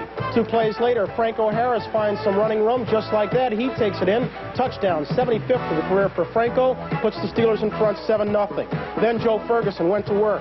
29-yard touchdown pass right here to Jerry Butler. Super catch in the end zone over Blunt. Worked so well, Ferguson went to it again, this time from 10 yards out. Touchdown again, moved them into a 14-7 lead before the half ended. Steelers got a field goal, and so it is 14-10 at the half. New England out in front of Baltimore. Patriots trying to get back on the winning track after losing their last 2 and 3 of their last 4. They're out in front of the Colts at halftime by a score of 10-0. Colts with a road record of 5-1, best road team in the NFL. Matt Cavanaugh got the start today over Steve Grogan. He directed the Patriots to their first touchdown. Don Calhoun going in from a yard out. Just like that, Patriots in front 7-0. They got a field goal from John Smith at the intermission. They're out in front by a score of 10-0. Precipitation thus far. No scoring either, as the Eagles and Raiders all defense. And as you look elsewhere in the NFL today, with the Oilers being upset by the Jets, Pittsburgh losing at the moment to Buffalo, and Cleveland winning, that certainly will tie a knot tighter in that central division of the AFC. Buffalo winning, and New England trying to dismiss Baltimore in a very important game for the Colts. And in the West, Oakland, as you see Ron Jaworski warm up. looking for a victory that would keep them out of a first-place tie with San Diego, the Chargers winning earlier Thursday night at Miami. Philadelphia, meanwhile, realizing the tough part of its schedule is ahead, needs to continue its winning ways. They've won 7 in a row. They still have to play San Diego away next week. They still have a game at Dallas. And, of course, the Cowboys are salivating at the opportunity of getting a rematch with this Philadelphia team. They also have to play the St. Louis Cardinals, and they are the only team to beat the Philadelphia Eagles so far this season. Interesting, too, Dick, that the Eagles' record, their opponent's record so far through these 11 games, was 37-62. Their remaining 5 opponents, including the Oakland Raiders, are 34-21. So you are right. The toughest part of their schedule is ahead of them. This is where these young guys are going to be proven champions or not. That's right. In fact, just to run it down, Philadelphia has to play at San Diego, and then they have Atlanta, St. Louis, and Dallas. So no resting spots in that schedule. Raiders take the field first. Dick Vermeil with a final word to his Eagles. We want to mention those pictures we showed you of 1957 of Vermeil and Flores as college quarterback opponents.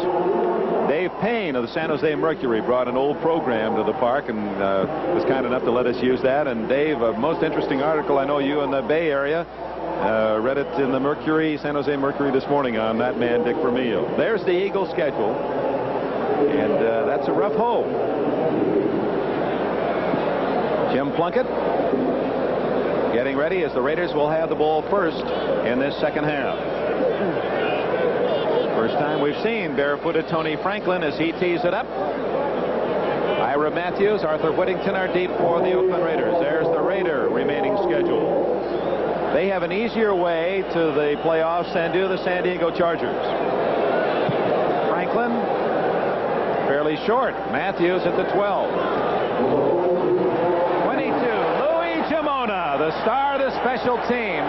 Sport Magazine with a feature on the Eagles special teams unit. There's Jamona, and also the statistics of the first half, Bob. Look at the yards rushing and total yards for the Eagles and the Oakland Raiders. Time of possession, very, very close. The turnovers have really gone in the Eagles' favor, and that missed field goal. It's been a defensive struggle. Time of possession. You failed to mention that Jamona is Dick Vermeil's nephew. Right, Dick's sister's son. In fact, Louis, the name after Dick Vermeil's father. Oh, really? I didn't know that. Something else about Louis Jamona you may not know. We'll tell you after this play. Jim Plunkett sets up shop at the Oakland 22.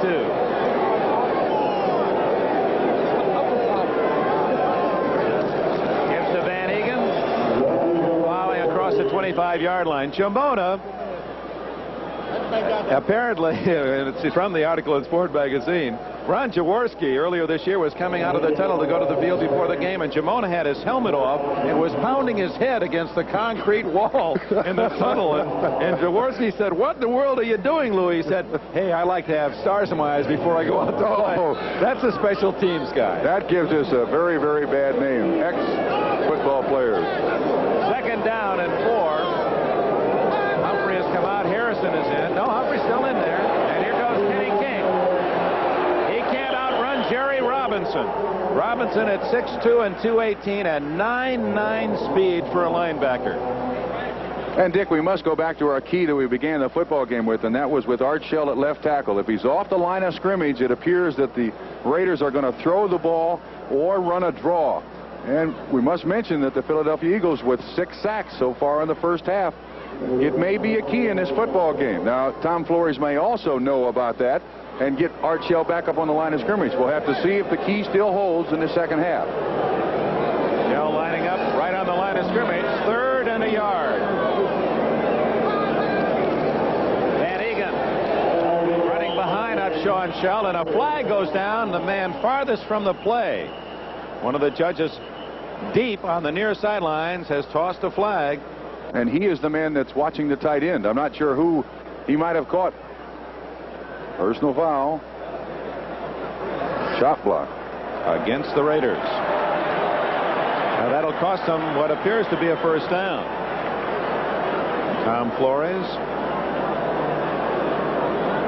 Very little animation from the first quarterback of the Raiders, 1960 through 1966. He's talking to Raymond Chester, and that side judge's responsibility is to watch the tight end. It may be on number 88, Raymond Chester of the Oakland Raiders. Kenny King, 33, buckles the strap, and he'll be coming back in as Tunney marks off a big one. That's a 15, not a 10-yard penalty. Personal foul, crackback block, still third down. I didn't tell us who. Well, as a former tight end, you can appreciate that rule, can you not, in both regards? Yes, I can, and I do think the tight ends abuse that chop block an awful lot, especially in the 10 years that I played, and I was a guilty party myself. It's good for professional football to outlaw that block completely. You catch a man on a blind side, even though he's on the line of scrimmage, you have a running start, you can really put him away for his career. Now it's third down and 15.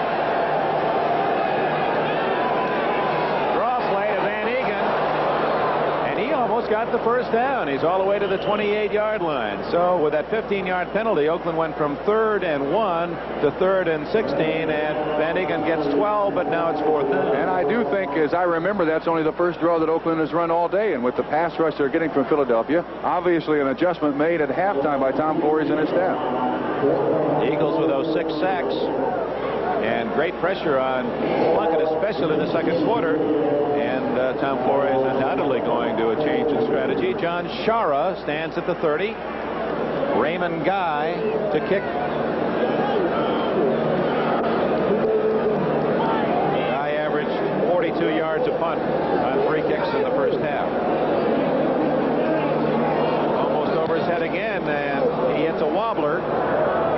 Shara doesn't call for a fair catch and gets away with it. 40, 50. He's all the way to the 44-yard line. Otis McKinney made the tackle, and he has not gotten up. It appeared that Shara, as he caught the ball, did not have a good grip on it, but the Raider first man ran right by him. One of the most selfish players there is in the game. He'll play any spot, and that may be the break the Eagles need, Dick. The Eagles are in Oakland territory with a timeout. Shara with that 20-yard punt return. He was the quarterback for Dick Vermeil when Vermeil's UCLA team won that Rose Bowl game that set Vermeil on his way to the pro ranks. First down at the 44 of Oakland. The give to Leroy Harris. He gets a yard or two. Dave Browning, who has been outstanding, number 73, and Matt Millen, 55, made the tackle. Dick, I'm rather surprised at that call. Leroy Harris has had a pulled hamstring for most of the season, and the Eagles are trying to avoid that second down, third down, long yardage situation, and yet they run the ball in just a straight dive on their first possession here in the second half. Bob, maybe it's just a break away from tendencies, because on the Eagles' 7 possessions in the first half, on first down 5 times Montgomery ran, so maybe they felt Oakland would be king on him. Yeah, but why wouldn't you give it to a running back who averages for his career about 4.9 yards a carry as opposed to a guy who averages 3? Well, he got just 2, so it's 2nd and 8. Swinging out, Montgomery gets a handful of Ted Hendricks, and it's an incomplete pass. The ball being juggled, and Montgomery, I don't know whether that was a whole mental reaction. If it was a very bright play, because he was going to lose 5 if he didn't drop it. And the ever-present Ted Hendricks, as you look at a score there. 17-7, New England has scored again. 23-yard, no, that's Baltimore's first score, excuse me, after a 17-0 lead. Joe Washington on a 23-yard pass gets the Colts on the board. Through this point in the football game, Philadelphia's offense leaves a lot to be desired. And I know they're going against a good defense, but they have established nothing so far in this football game. It's third down and 8. Carmichael split right, wide right is Rodney Parker. Charlie Smith is split left.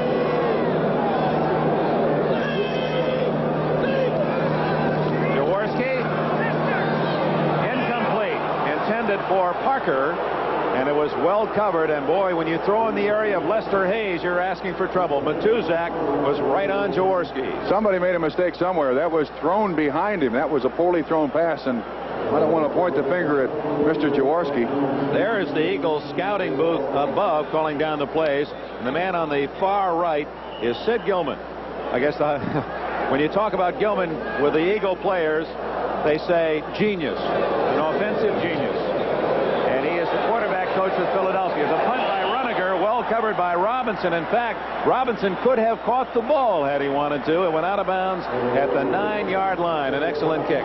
Field position now in the favor of the Eagles. Well, still no score. Third quarter, 4 minutes played.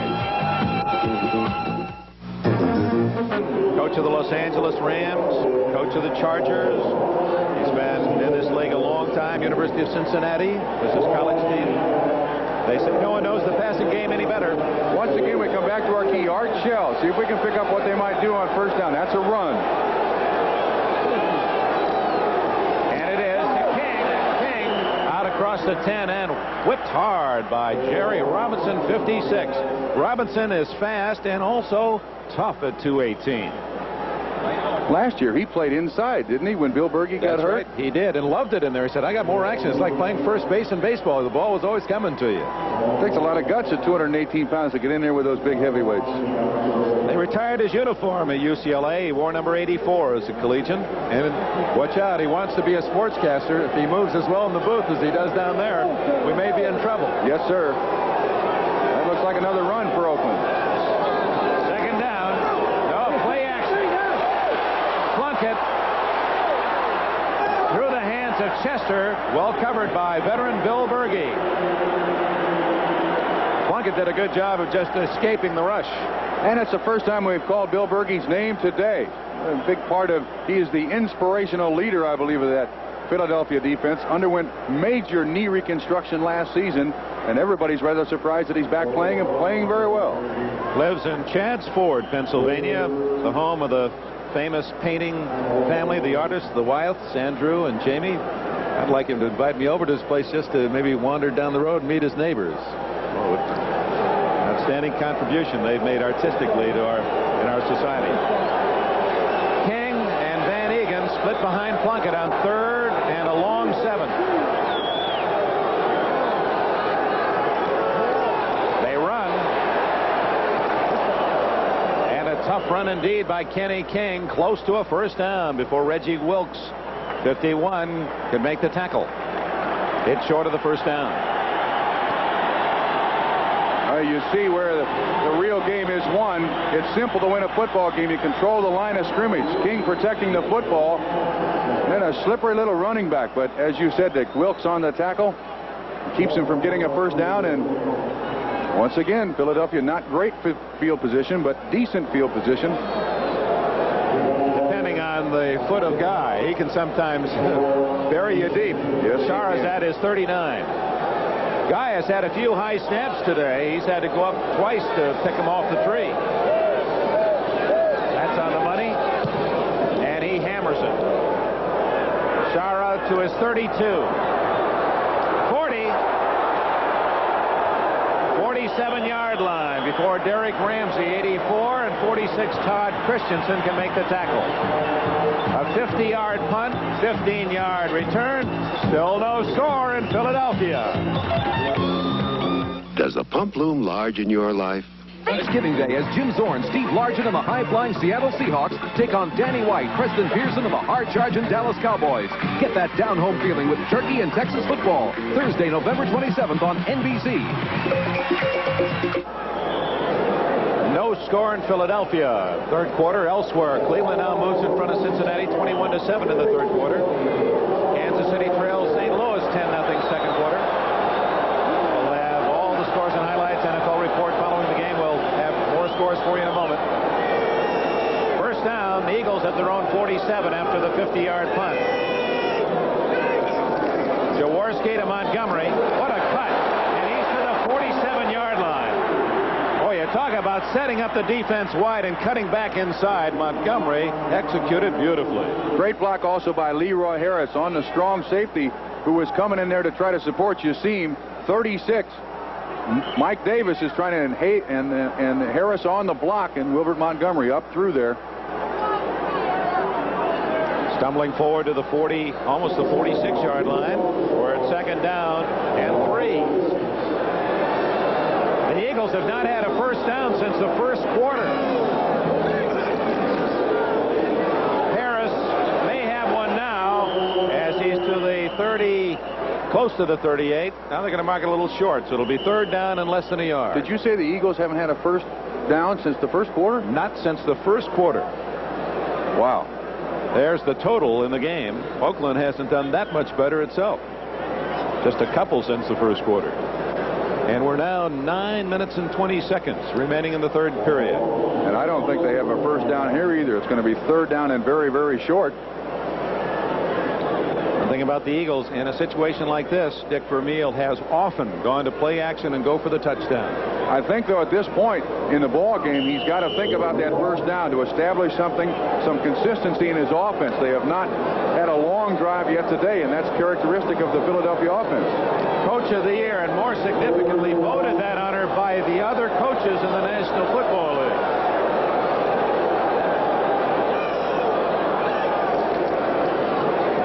Leroy Harris on second effort. First down at the 40. Great job.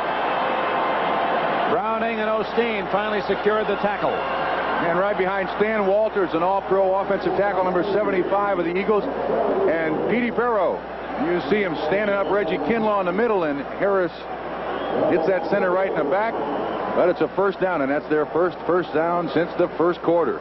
That must seem like eons ago for the Eagles, who are looking for their 8th consecutive win today.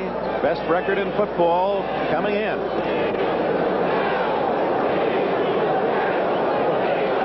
Jaworski, less than a third of his passes have been complete.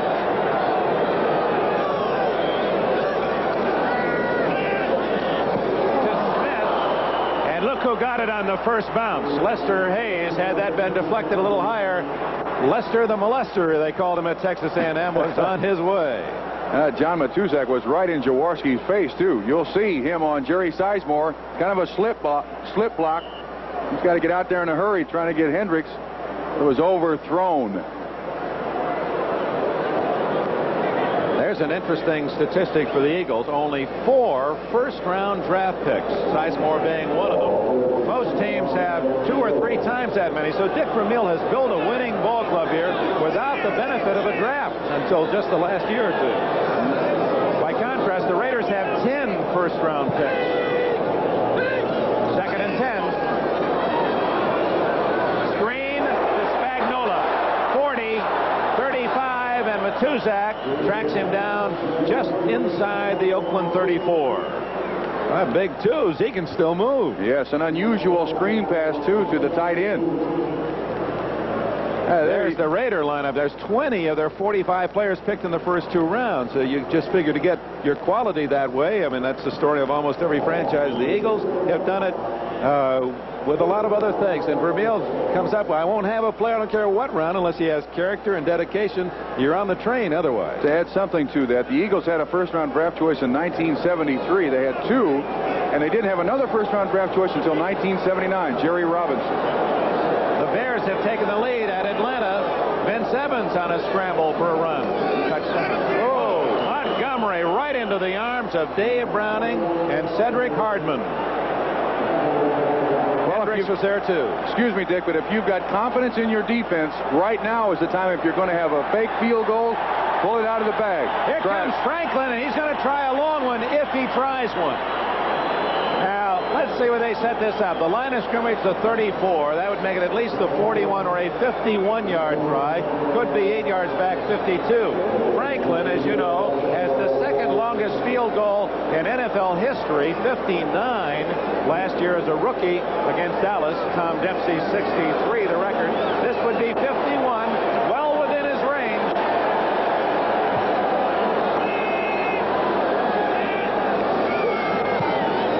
High enough, long enough, good! Oh.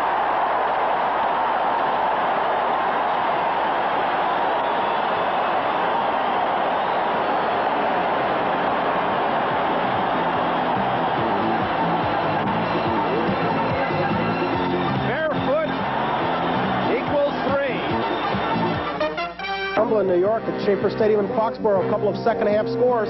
10-0 at the half. First play to third quarter. Rod Schote returns an interception 42 yards.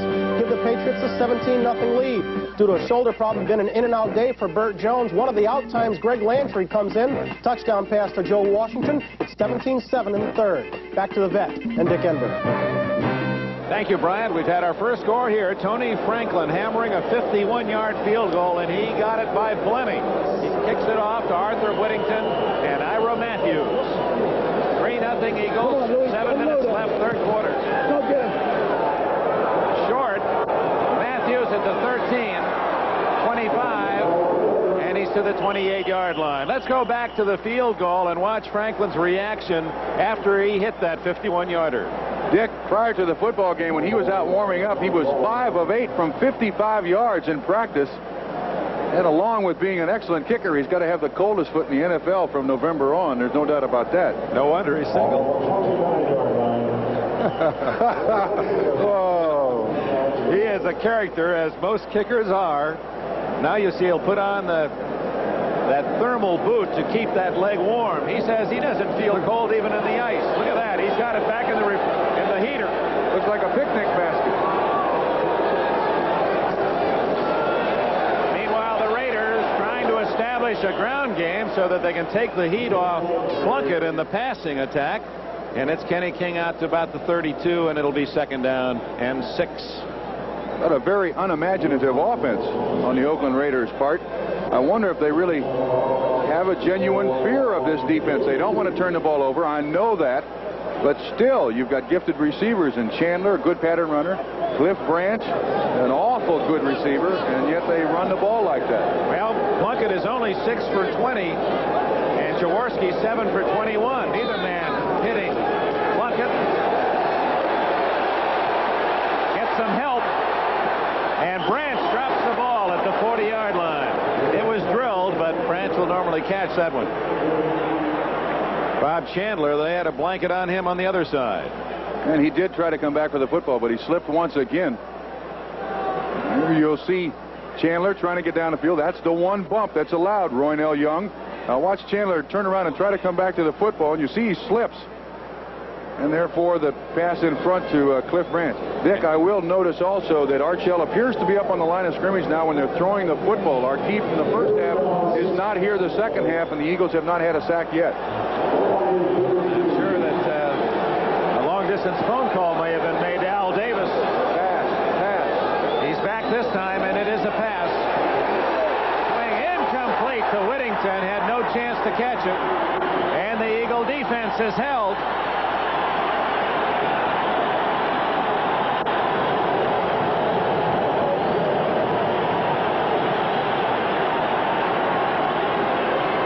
Fans are used to cheering here in Philadelphia, aren't they? They haven't had much to yell about.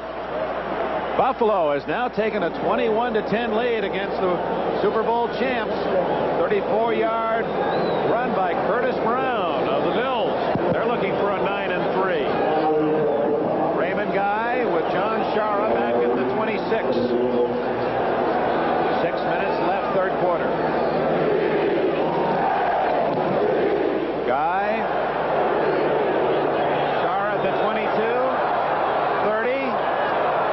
35, and a flag is down. Eric Jensen made the tackle, and we did have a clip back at about the 25-yard line. Appeared to be Ray Phillips that just gave the push from behind. There it is, 45-yard kick, 12-yard return nullified by the clipping call. It'll pin the Eagles deep. And all of a sudden, they are right back in that hole than they were the first half. Bad field position, and this is so terribly important in a game like this where you've got two teams that are very, very even. So Jim Tunney, the referee, spots it at the 14-yard line. Personal foul during the run back. Clipping, number 58.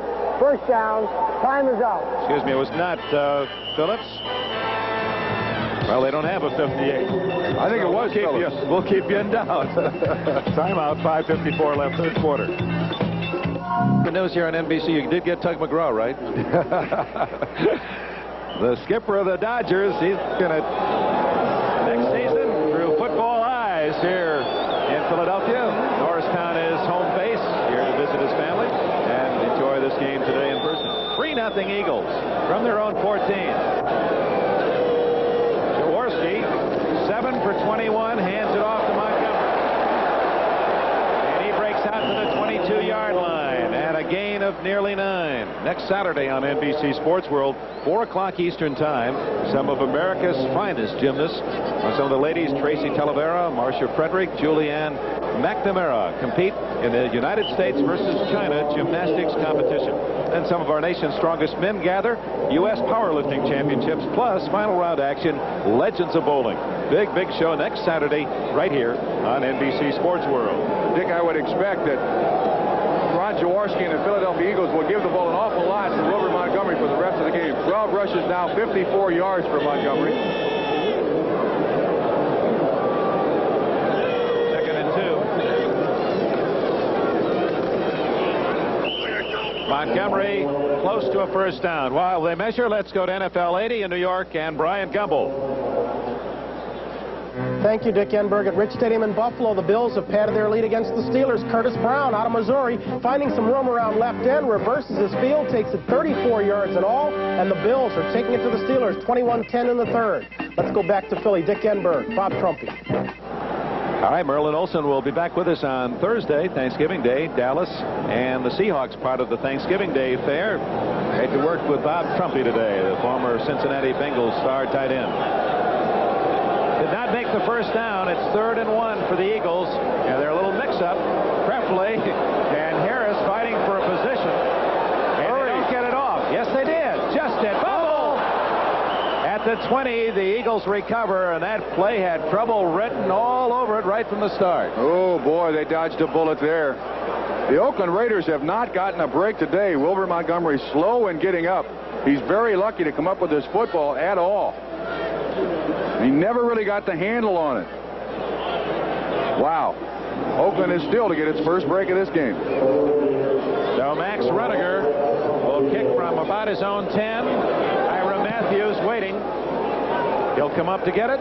Nope. Bounces at the 45. Eagle bounce to the 40. Out of bounds after an Oakland bounce at the 42.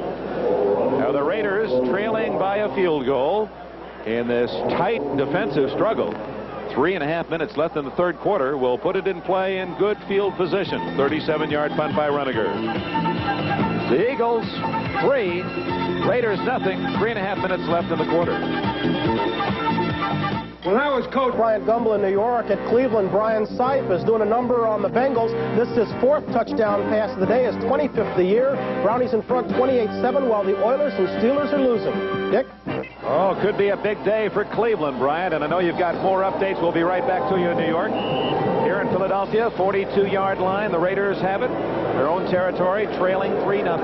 3.5 minutes left. Plunkett looking for his first completion of the second half. Pass. Play action pass. Deep. Chandler's open. Oh! And he missed him by plenty. And Chandler was open. So it'll be 2nd and 10 for Plunkett and the Raiders. Now back to New York and another update. Okay, Dick, it's a busy afternoon trying to keep you up to date on the scores. New England kicking off here to Baltimore. Nesby Glasgow gets hit. Ball comes loose right into the arms of Rick Sanford. Easy 17-yard touch. Pats are ahead by 20. Dick? Brian, and it's one of the features we're very proud of on NBC, and Brian did such a superb job back in the studios bringing you up to date on all the other action around the NFL each Sunday. 2nd and 10 at the 42-yard line. Raiders trail 3-0. Plunkett chased out of the cup by Clark. He'll run it. 45, 50, 45, fumbles! And the Eagles say they've recovered. No, the signal is Oakland's ball. Well, Bob, you said the Raiders hadn't had a break, and they got a big one there. Their first one of the football game, too. Plunkett didn't see the man trailing him from behind, Jerry Robinson, who shook it loose. That seems to be somewhat characteristic, too. You see Clark almost free there. Somewhat characteristic of Jim Plunkett. He carries the ball very loose there. And he should tuck it in like any good running back. Or how in the world did Oakland come up with that football, Dick? Here to be Arthur Whittington downfield, got the bounce. Wow. So Oakland a first down at the 42 of the Eagles. Whittington, figure he recovered the fumble. He ought to get get a chance to lug the pumpkin, and he's down to the 38-yard line. Make him a star. Make him a star. Well, he was at SMU, and he's very proud of his Mustangs and their fine season this year. Plunkett looks at second down. Call it 6. Credit Charlie Johnson with that last tackle. Still very conservative by both offenses, trying not to make the big mistake. And field position has played such an important part in this ball game, and now Oakland has it on their side. Less than 2 minutes remaining in the third quarter. Van Egan, good hole, and he dives to the 33-yard line. It'll be short about a yard from a first down. 95, John Bunting in on the tackle. Bunting, big baseball fan. Speaking of Tom Lasorda, Bunting is a Baltimore Orioles fan. In fact, he wears an Oriole ball cap at practice. And I asked him, are you really a big Baltimore fan? Who is your favorite? He said, well, I'll tell you how much of a fan I am. My son's name is Brooks Bunting. Will that cause some baseball announcer some problems if he does become a baseball? Yeah. Brooks Bunting is Bunting. Well, it's better than hit and run, I guess. Yeah, I suppose also the kid should be happy his dad's favorite baseball player wasn't Boog Bunting. Well, that's right too. 3rd and 1. Whittington can't get it. He's short. So the Raiders tried to catch the Eagles pinching inside, and even with Whittington's speed, he couldn't beat Berge and Blackmore. Well, a big choice here for Tom Flores. Do you go for it? I think they're somewhat short. 4th down and less than a yard. Do you go for it? Do you try the field goal? Well strung out here. Look at Berge come up there through the hole. Sticks his helmet in him, and then cleaned up by the defensive lineman.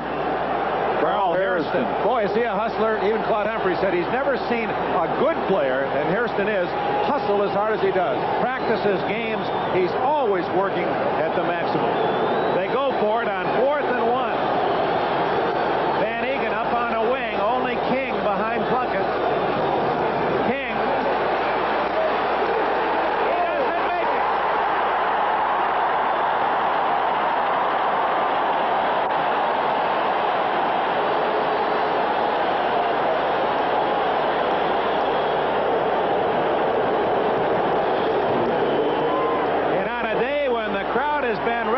Quiet, they have a chance to explode for the defense. You know, the Philadelphia Eagles defense against the run, too, is the second best there is in the NFL this year. Atlanta, number 1. They're allowing just 93 yards average per game. A tremendous pursuit angle by all those defensive people from the Eagles. And as I said, the first team that scores may win. It holds true so far. And the Eagles have been the toughest team in the entire NFL to score against by far. And they're showing you why today. Seconds remaining, third quarter. Jaworski, play action, complete. Trefley, first down, Oakland 47. 17 yards. Matt Millen made the tackle. And that'll be the last play of the third quarter. And I think that's only the second time that Jaworski has used his tight end. Them 84s can catch the football. Or is it those 84s? I hope it's those. All right. That's the end of the third quarter in Philadelphia. The Eagles 3, Raiders nothing. Back after these messages from your local station. Sunday, the inside story of the event that... Fourth quarter, 3-0 Philadelphia. The running star of the Eagles, Wilbert Montgomery, we understand, was kicked in the head, in the helmet, and he's woozy on the sidelines. That's why Billy Campfield has been in the backfield behind Jaworski. You see Philadelphia's success in the fourth quarter. Oakland also has played very well in the fourth quarter. Eagles lead 3-0. First down. Campfield is the tailback with Harris at fullback. Campfield. He's to the Oakland 43-yard line. It'll be second down and 6. Matuzak and Hendricks, the tacklers for Oakland. Philadelphia's got to be very conservative at this point.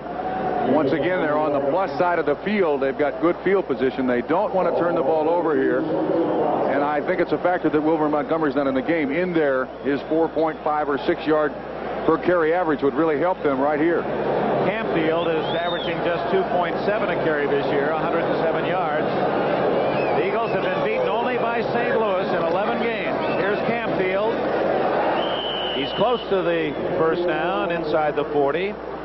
Appears to be shy by a yard and bring up 3rd down and 1. Reggie Kinlaw on the submarine tackle with Ted Hendricks there too. Well, you can imagine the fans of the Cowboys watching and cheering for Oakland, and those out on the West Coast in San Diego rooting hard for Vermeil's Eagles. Eagles have not allowed a touchdown in the last 8 quarters. You'll recall they shut out Washington 24-0 last week, and they lead 3-0 today. And excuse me, Dick, the Oakland Raiders, too, are 26-5-1 against NFC opponents, so they're not supposed to lose to this team. Big play, 3rd and 1. This is about where the Eagles made their stand. Campfield, is he hit by Millen, 55. The rookie from Penn State applauds himself, and well he should, as he blasted his way through, and his 260 pounds dumped Campfield for a loss at the 40. A converted defensive lineman is Matt Millen. He was the other defensive tackle along with Bruce Clark for Joe Paterno. Clark now in Canada. Millen making the adjustment to inside linebacker. Curtis Dickey has just scored on a 28-yard run for Baltimore to cut New England's lead at 27-14. Ira Matthews at the 10. Runniger, an apparent punt, will kick from about midfield.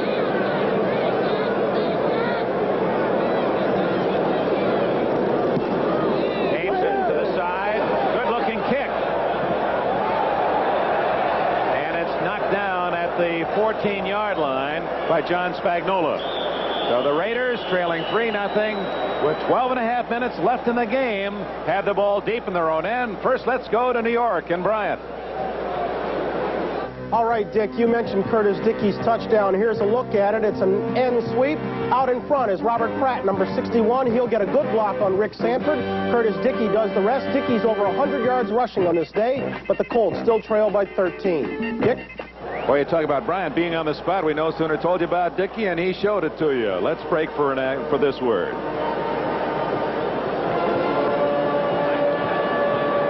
Dick, have you... Hey, where's my kid? Celotex salutes the builders of America for using 400 million... 7 games ago, the quarterback was Dan Pastorini. Broke a bone in the lower leg, and Jim Plunkett has replaced him. Pastorini, there was a wire service story, that he was going to be in uniform today. Totally false. Pastorini was a bit angered by it all. He might be able to play with 2 games left in the year. Plunkett goes deep for Chandler. No, it's Whittington. Branch, and he's going to go all the way for a touchdown. A most unusual pattern. They had Chandler running deep as they did the first half, and Branch was a trailer, and they threw short to Branch, and then he used Chandler's shielding block for an 86-yard touchdown. Obviously a motion formation and a total breakdown in the defense of the Philadelphia Eagles. Absolutely uncovered. And you can see Jim Plunkett is anxious to get the ball down there. Somebody made a mistake somewhere, but give credit to Plunkett. He put it right on the money. You can see it looked as if it was going to Chandler, but it went instead to Branch. He got a block from Chandler, a key block on Wilson, and then with Branch's speed, it's all over. Hey, great coverage. Teddy Nathanson, our director, George Finkel, our producer, right on top of that one. You can see it leave Plunkett's arms right to Branch, and Oakland goes in front. Here's Barr's try for point.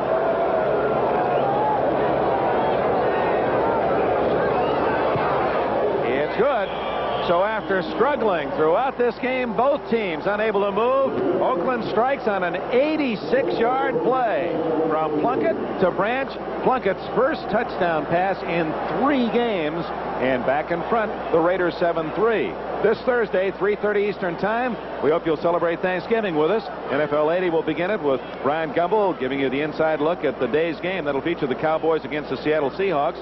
You'll also see a feature on Seattle kicker Efren Herrera, the heritage of Thanksgiving games of the past, and also a look at the Dallas Cowboys cheerleaders.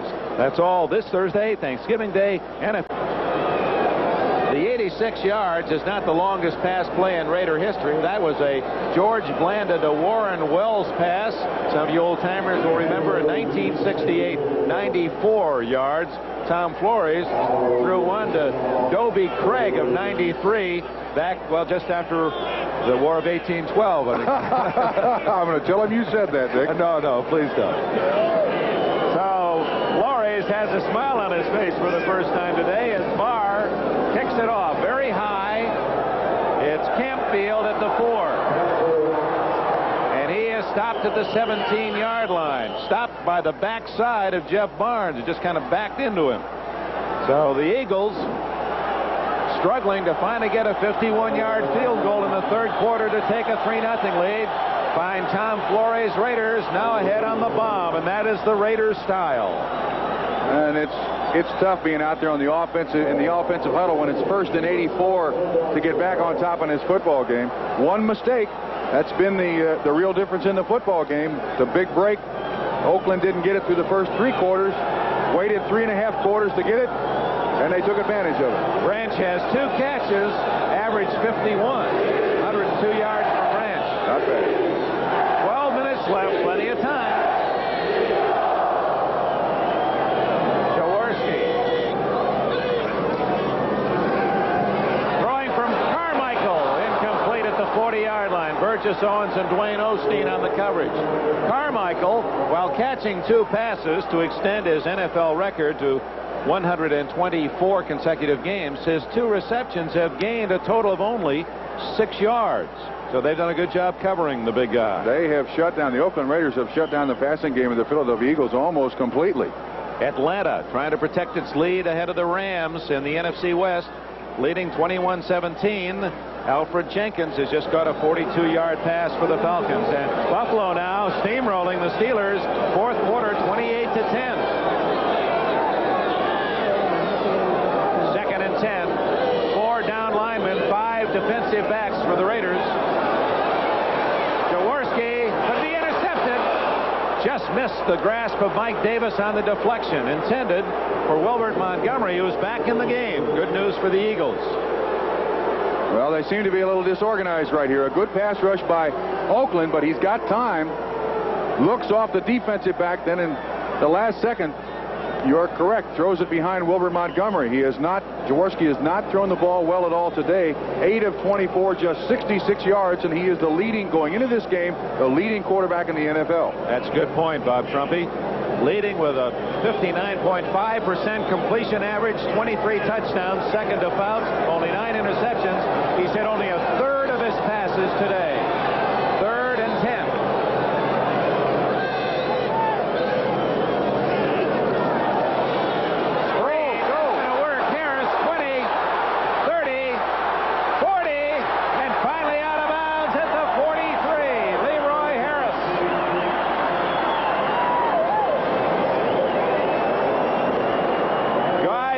Through a key block in the screen. Number 50, the center of the Eagles, a 26-yard play.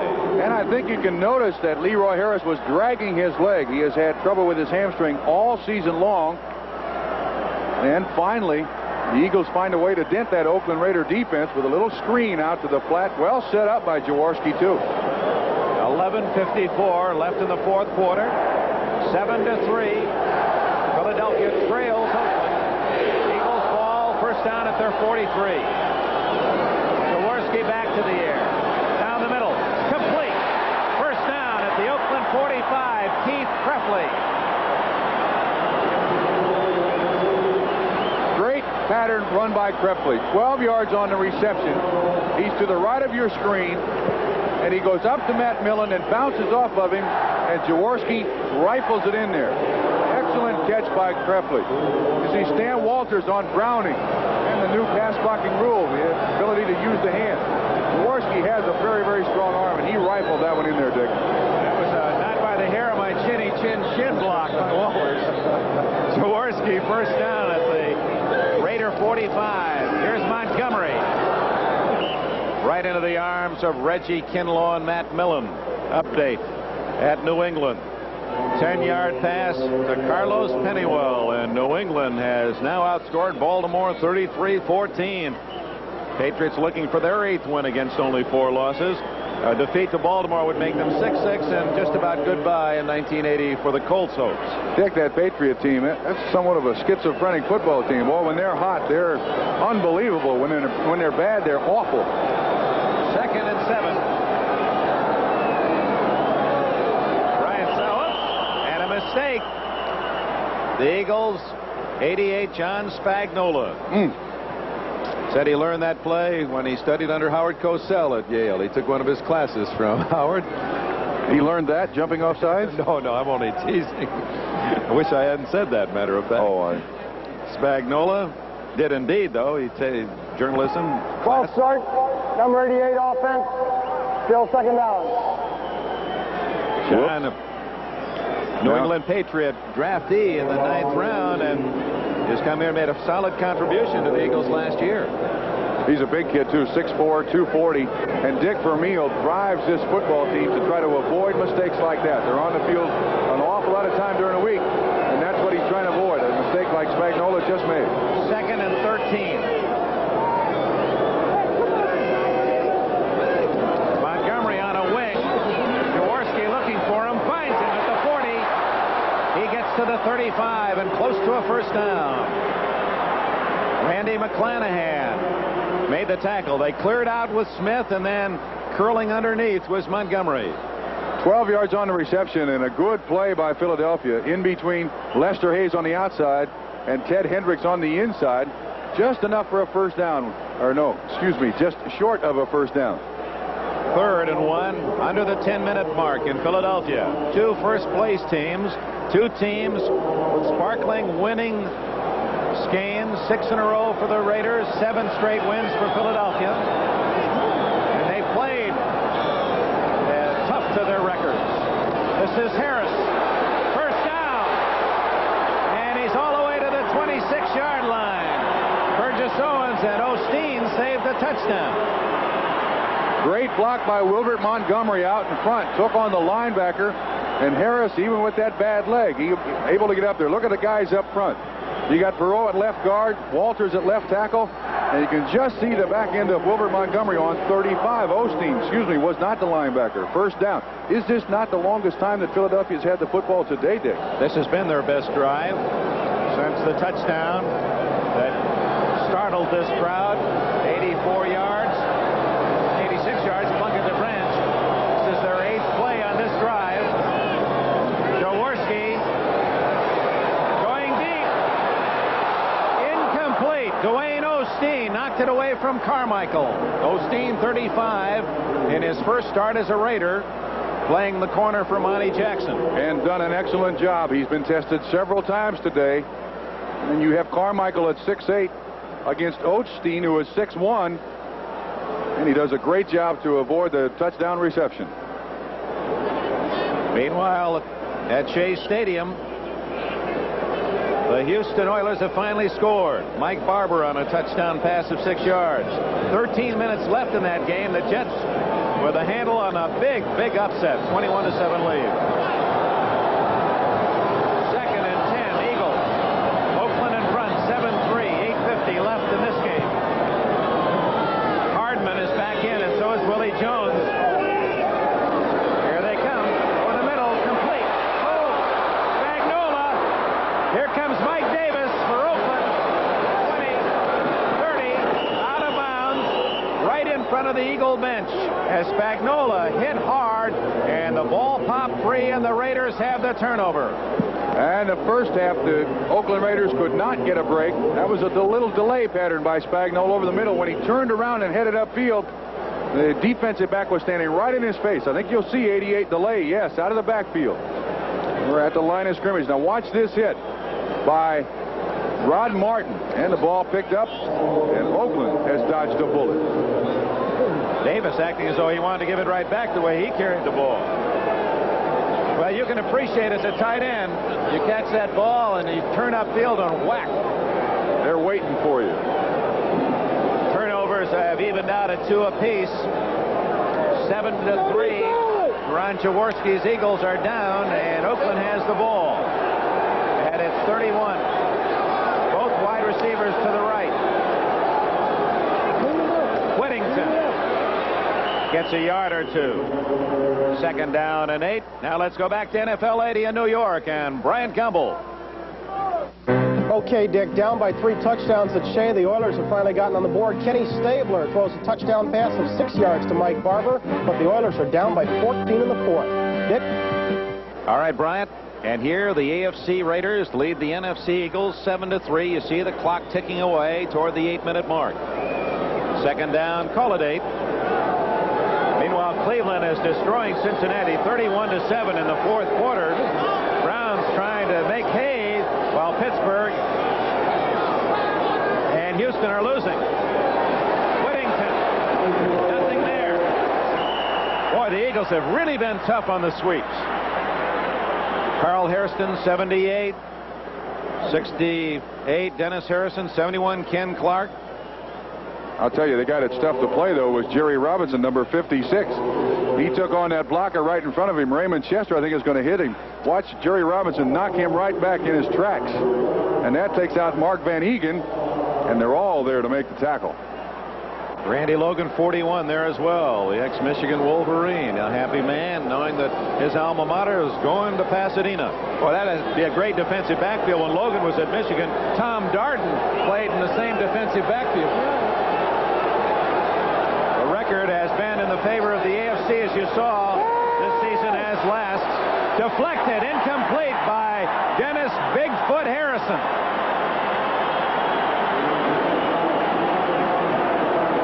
Bigfoot had a big hand in the way of that one. 6'8", 280 pounds, working on Henry Lawrence. And he realizes the guy gets by him and just gets his hand up in the air. I repeat, last week against the Washington Redskins, his defensive line deflected 8 passes from Joe Theismann. The joy of the big man. I love it. I like the way the athletes of today show their emotions. Raymond Guy to John Shara. Shara at the 26.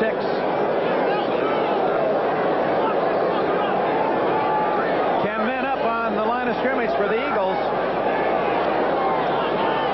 But they have a return on. Very high. Shara doesn't call for the fair catch. Oh, does he pay the price? 56. Jeff Barnes downfield to eat up Shara. Two former opponents on the West Coast. Barnes at Cal and Shara at UCLA. 39-yard kick.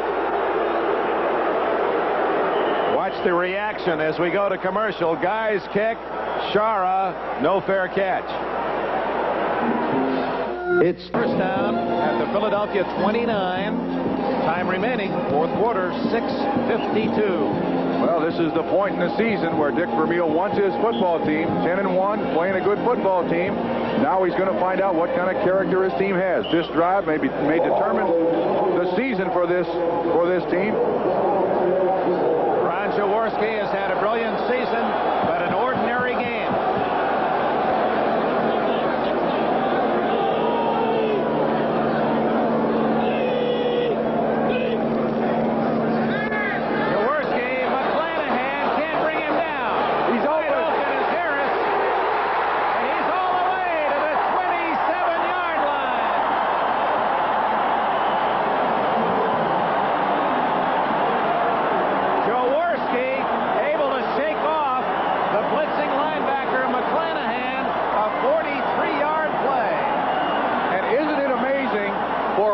Two plays in this football game, Dick, we've seen superb defense.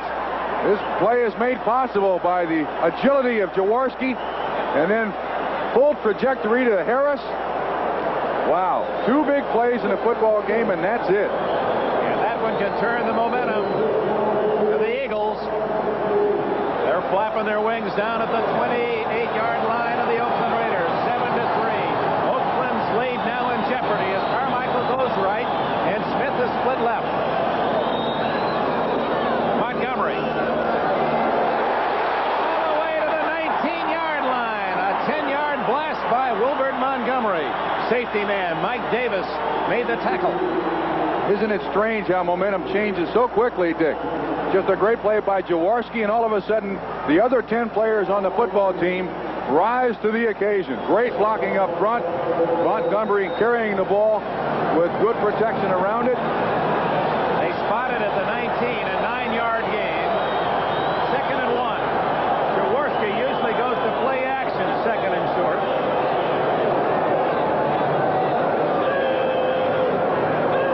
Not this time. Montgomery first down at the 15.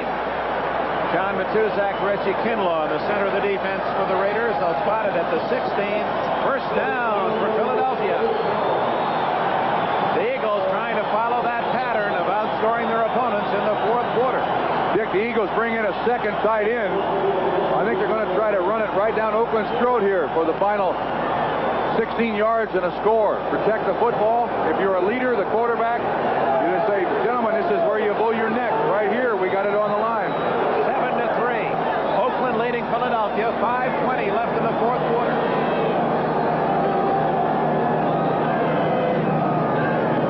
Montgomery. Oh, my. What a surge by Matt Millen, Randy McClanahan. And also in on the play was Dave Browning. I've never seen Browning play a better game defensively. Great play. Well diagnosed. And Montgomery has no place to go. None. Ooh, that's a cruncher. If he had cobwebs before, he's going to have them again. There are the signals by Lynn Stiles in the yellow jacket. Dick Vermeil, the head coach. The ball is at the 18-yard line. Millen, Kinlaw, McClanahan go out for Oakland as they bring in those two pass rushers, Hardman and Jones, along with an extra defensive back, McKinney. 2nd and 11. Blitz, Hendricks. Complete and then drop. Carmichael sandwiched by Osteen and Burgess Owens. And the ex-Jet Owens continues to play a solid back line at safety. The ball was there. That's just a good defensive hit. And well called, too, by the Oakland Raider defensive coaches. They had a blitz up front. Good coverage by Osteen. Owens there to make sure. And this has got to be, even though it's third down, this has got to be 2-down distance. I think they have to go for it on 4th down, wouldn't you, Dick? 4:22 left. Yeah, that's so critical, Bob, that the Eagles are going to take a timeout. Jaworski wants to make sure his head's in the same huddle with his offensive masterminds along the near sidelines. I like to play coach. I'm not very successful at it, but one of the plays that the Eagles have used with pretty good success so far today has been that tight end screen. And it's kind of tough to do on a 4-2-5 configuration defense in front of you, but I think it's something to think about. It's a high percentage completion, and they may come with something like that. Well, more football coming for you on Thanksgiving Thursday. We hope you'll sit down and add us to your Turkey Day holiday. 3:30 Eastern Time it all begins. And then you'll see the always fun to watch Seattle Seahawks, the most unpredictable team in the National Football League, against the Dallas Cowboys. And, of course, the Cowboys, great interest focused on this game as they're currently 2 full games behind these Philadelphia Eagles at 10-1 and 8-3. Thursday, 3:30 Eastern Time, 12:30 in the West for Dallas and Seattle. Dick, I'm going to be down there in Dallas with you, and I guess it's my responsibility to carve the turkey. All right. I didn't know you were going to be with us. Yes. That's great. So treat me nice, and I'll give you a big slice of turkey. The big guy will be nice to you, too. 4:22 left in this game. Jaworski back to the huddle. Used his first time out of the second half. Raiders 4-2-5 defense. 3rd and 11.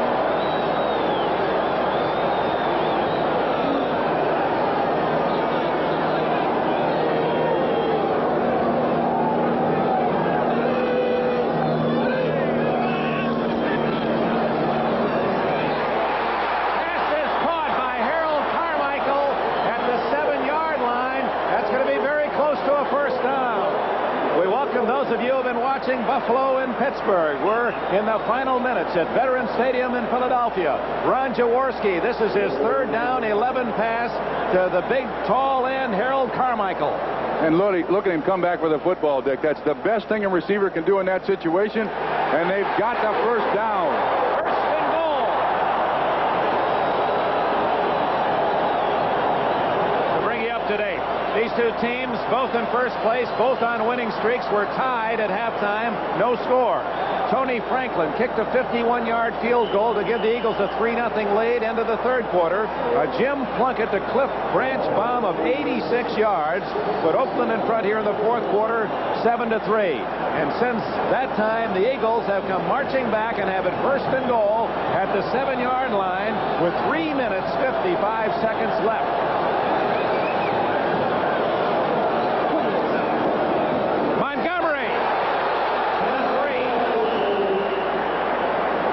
closing the door. Rod Martin, 53 of the Oakland Raiders.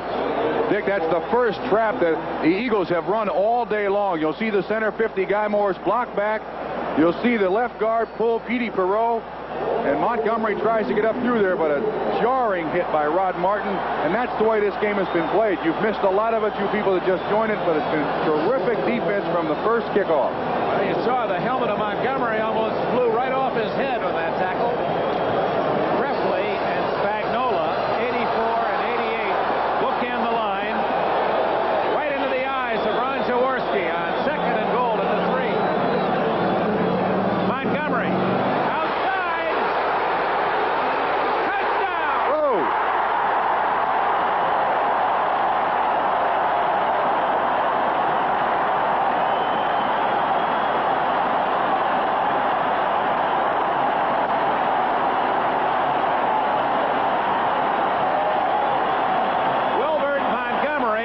Who missed several series in this second half after being kicked in the helmet, comes back to give the Eagles the lead. And Dickey takes a tremendous chance here going outside. But you can see he just outruns Owens. Millen makes a dive for him. But that's been their longest possession of the game. And it results in what might be the winning touchdown. Robert Montgomery and the Philadelphia Eagles. Montgomery's 5th touchdown of the year has given the Eagles a lead. Franklin's try for point is good. Wow, the ball will be in the Raiders' court with a timeout. 2 minutes, 56 seconds left. The Eagles have just marched 71 yards in 9 plays and take the lead 10-7. A bright red fire truck, a blue calliope, a yellow moon, a pink balloon, a golden Dixie jamboree.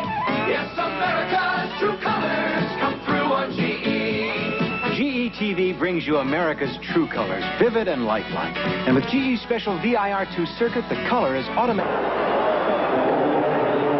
For those of you who joined us watching the Pittsburgh-Buffalo game, we understand Buffalo is running out the clock in the 4th quarter. The Bills apparently the winners, 28-13. Meanwhile, you've just seen the go-ahead touchdown by the Eagles, and now Tony Franklin, with less than 3 minutes left, kicks it off to Arthur Whittington. 20, 25, 30. He's all the way to the 39-yard line. Whittington, who returned 90 yards for a touchdown against the Bengals and came very close to sprinting free on that effort. He was stopped by Al Chesley, 59. So plenty of time for the Raiders as Jim Plunkett will try to get them at least into field goal range. All the scores and highlights coming up on NFL Report. Boy, Dick, this is a great football game. We've seen defense at its best today on both sides of the line of scrimmage. It's come down to 2 plays. A 46-yard pass to Leroy Harris by Philadelphia and an 86-yard touchdown by Cliff Branch.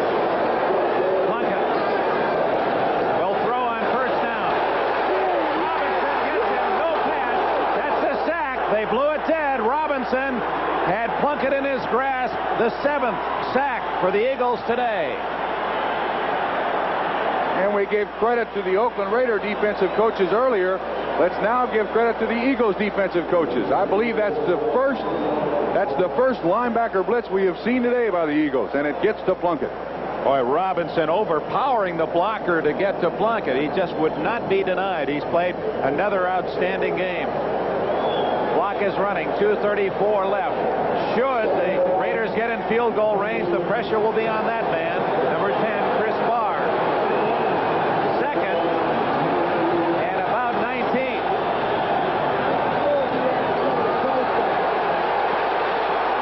Branch complete at the 41, secured on the tackle by 27 Richard Blackmore. 2:11, 2:10. The Raiders seem in no hurry. Apparently, we'll just wait for that 2-minute timeout. I think they'll give him those receptions all the way down the field, Dick. Watch the pressure. In the first half, the Eagles had 6 sacks on the Oakland Raiders. That's their first of the second half. That one earlier by Jerry Robinson. Branch's catch leaves the Raiders at 3rd and 9, and we'll be right back. 2 minutes left. Has the pump got you down? Bryant Gumbel in New York at Shea Stadium. The Oilers, once down 21-0, are now within a touchdown. Snake Stabler finding Billy White Shoes Johnson from 6 yards out, and suddenly the Oilers are only a touchdown down. There's still time to play. Let's go back to the vet and Dick Enberg. Boy, every Sunday is like a holiday, isn't it, for the football fan? An exciting game there. Chris Barr has not been able to hit the long-range field goal, but his reputation has been better than those statistics. Let's duck in a final. Detroit Lions down 10-0 at Tampa Bay, rallied to beat the Buccaneers. That's a final. Detroit 24, Tampa Bay 10. A big win for Detroit. They're now 7-5 in that Central Division. The loss all but eliminates the Buccaneers. It's 3rd and 9 for Oakland with 2 minutes left. The Raiders have the ball at their own 40-yard line. Chandler to the right, working on the rookie Young, and slotted right is Cliff Branch.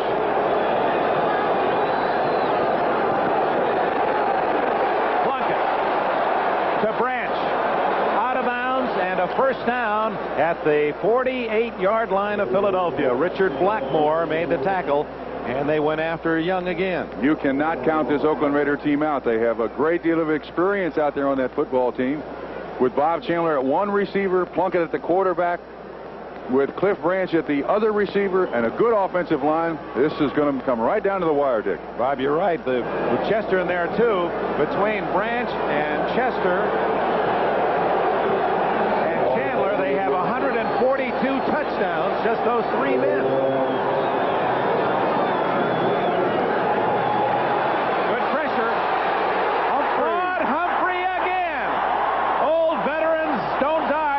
Returned in a new uniform and go right back to sacking the quarterback.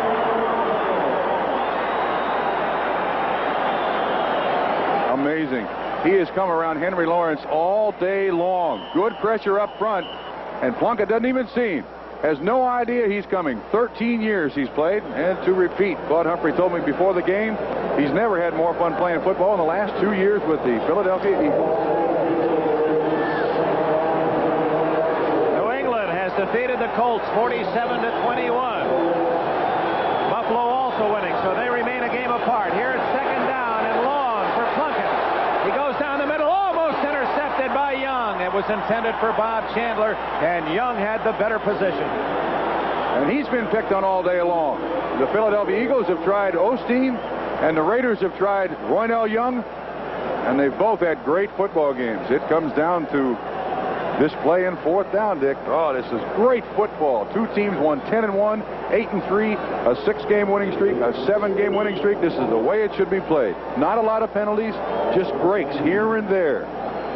The Raiders, should they lose, would drop into a first-place tie with the Chargers. The Eagles, with a win, would stay 2 in front of Dallas. Derek Jensen is in the backfield for Oakland. He's in there to block. Plunkett. Young, great coverage on Chandler, and now it's down to one play for Oakland, 4th down and 20.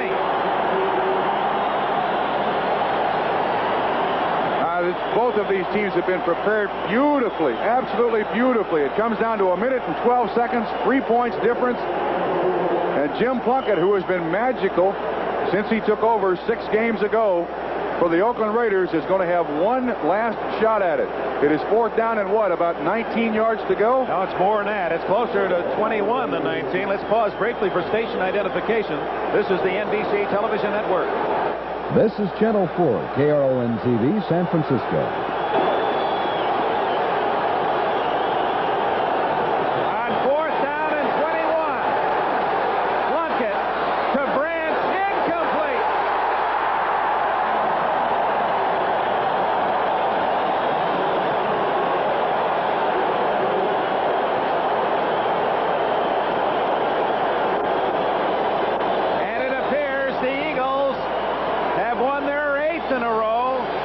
Their best start since back in the late 1940s in the Steve Van Buren era when they won the NFL championship.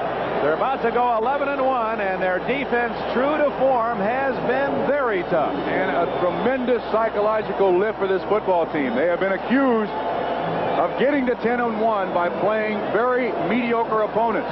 To this point, up to this game, their opponents had records of 37 and 62. There are a lot of people around the country saying, yeah, they're 10-1, but they haven't played anybody. They've certainly proven otherwise today. Excuse me, Bob, I wanted to point out that score. 28-13, Buffalo beats Pittsburgh. Pittsburgh's lost. Houston is losing, but trying to rally. Boy, that really sets up a big game on NBC next Sunday. Right into the line. And the Raiders will use one of their timeouts here to stop the clock at 58 seconds. That's a 4 o'clock Eastern time a week from today. Cleveland at Houston. And Cleveland won today, or was winning today. Oh, will that be a game? So the ball at the 40-yard line. The Raiders do have 2 more timeouts left. It's conceivable they'll get a chance at a final desperation pass or two. Most of the fans upstairs don't think so, as the seats begin to empty. 68,535, a sellout today. There were a few thousand no-shows. Folks seem to be content that Philadelphia has this one in the bank. Dick, we set this game up as the tale of 2 quarterbacks. Have you ever seen a better defensive game in the last 3 or 4 years? It's the kind of play that you see in the extra innings, the overtime, right, the playoffs, onto the Super Bowl. Another update. Oh my! Look at that. Houston down 21-0, and I believe in the 4th quarter they were down 21-0. The Oilers have scored 3 touchdowns to tie the Jets. Houston, what? Bum Phillips, he might have worn out a couple of those elephant ear cowboy boots today. I want to thank our spotters, Bill Friel and Paul Giordano. A fine job. Joe Costanza, statistician. Downstairs, Ted Nathanson and George Finkel calling the shots. Second down play. Montgomery, middle of the line, wrapped up shy of the 35-yard line by Reggie Kinlaw. By winning today, the Eagles would guarantee a playoff spot at the very worst. Even if they lost all the rest of their games, would be a wild card team as they have been the last 2 years. And we talked about their steady progression. 2 years ago, they were beaten in the first round. Last year, they won the wild card spot, beating the Bears, and then they lost to Tampa Bay 24-17. Now, here's the Central Division as of the moment. Cleveland has won. Houston was losing. But boy, you talk about don't count your money too soon. The Oilers haven't given up, and in fact, they're at least in a tie now. Pittsburgh has lost. Cincinnati lost to Cleveland. The Steeler defeat would only hurt seriously should Houston win, because they'd still be in. But if Houston wins, then the Steelers really are in deep trouble. Yeah, I was going to say, Dick, does it not mean that if the Oilers win and Pittsburgh loses, that for the first time in a long time, we're not going to have the Steelers in the playoffs? I think that's true because of the winning records of the teams in the AFC West. Tough to get a wild card for the Steelers. Meanwhile, 3rd and 4, a first down would wrap it up for the Eagles. Raiders have only 1 timeout left.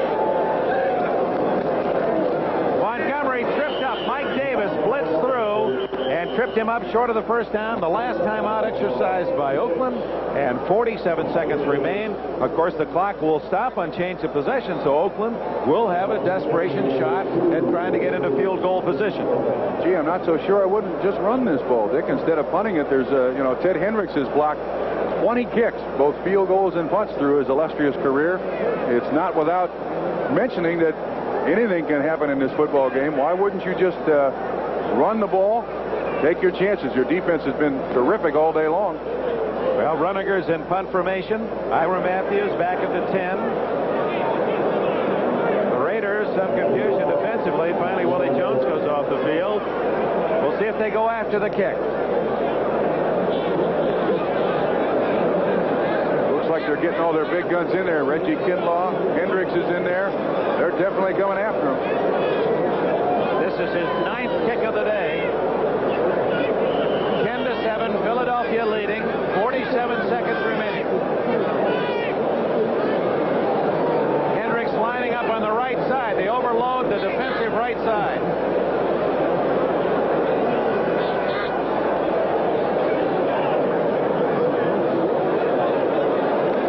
Here they come. He gets it away neatly, and it's a good kick. Takes a Raider bounce, and Oakland will be 80 yards away on the touchback. 38 seconds left. And the Raiders do not have a timeout. Well, a scoreless first half. A 51-yard field goal is now the difference in the game. Franklin hitting from 51. Remember, Chris Barr missed on a 45-yard attempt back in the first quarter. And in the fourth period, electrifying bomb from Plunkett to Branch of 86 yards gave the Raiders a 7-3 lead, only to see the Eagles drive 71 yards in 9 plays. And Wilbert Montgomery scoring on a sweep left from 3 yards out to give Philly the lead 10-7. Plunkett will have to use the sidelines. If his man is tackled inbounds, he has no way to stop the clock. Incomplete. Derek Ramsey, well covered by Berge. Robinson was there too. And had he caught the ball, he'd have been tackled inbounds. I don't think the way Berge had him shielded from the sidelines, he was thinking, I'm going to keep you inbounds. Go ahead and catch it. Philadelphia has done a great job defensively, stopping the passing game, with the exception of that one play to Cliff Branch for 86 yards. And I do think that was just a mental mistake by one of the defensive backs of the Eagles. They have played a super football game. We understand the New York Jets have just scored on a 45-yard run to take the lead against the Oilers. We'll have highlights on our post-game show, so stay right here on NBC. We'll be going there live. Plunkett to Branch, incomplete at the 33. It's 3rd and 10 on the clock. The enemy of the Raiders. 26 seconds left. 28-21 the Jets after seeing the Oilers score 3 touchdowns to tie them.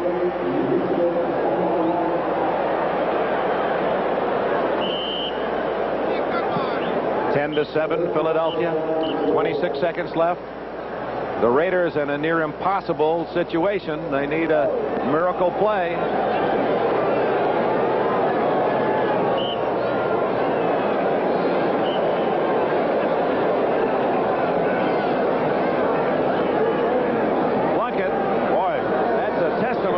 Tough pass defense of the Eagles. Raiders play a Monday night game next week at home against Denver. Plunkett. Complete to Jensen. And he gets as much as he can before stepping out of bounds at the 38 with a first down. Not a bad call. Not a bad call. You mentioned who they play next week. They play last Monday night, Sunday in travel, then go back home and play on Monday night. That is a tough schedule for the Oakland Raiders. And if they lose today, they make it tougher on themselves, because Denver then figures they still have a chance in this race. There's the rest of the Raiders' schedule, and they have some tough spots, some chuck holes to hit too before this season is over. And they play the Denver Broncos twice before this season is out. 18 seconds, all that Plunkett has to work with. He would just like to get within field goal range. That would be to about the Philadelphia 40 or inside. Down the sidelines. Incomplete. Bradshaw was out of bounds anyway, so even had he come back in and caught it, that would have been only a penalty. So Plunkett now has only 11 seconds. This is really it. He has to make a big gainer on this play to get within field goal range and have time to get the field goal team out. Gee, I don't know what kind of play that is. That's when you want the coaches on the sideline, the guys with the headsets and the films and everything else, and all the game plans in front of you to call the play. I can't imagine what it would be unless throw it down the middle and hope for interference, and the clock stops. That's the only way they're going to get a field goal in here. To kick a 48-yard field goal, the line of scrimmage has to be about the 30 or 31. But it's a long way for Plunkett at his own 37. Here comes Humphrey. Up in the air. Incomplete. At the 13-yard line with 3 seconds left. They're hoping for a lucky bounce or an interference. They get neither, and now it's down to the final play. Where is R.C. Owens when you need him, Dick? That was designed. Reflective of those days when Owens would catch that alley-ooper, 49ers. Well, it's been victory and defeat, a marvelous demonstration of defense on both sides. The Raiders and Eagles indicating their high-quality playoff aspirants, and The Eagles at home apparently have won it by 3.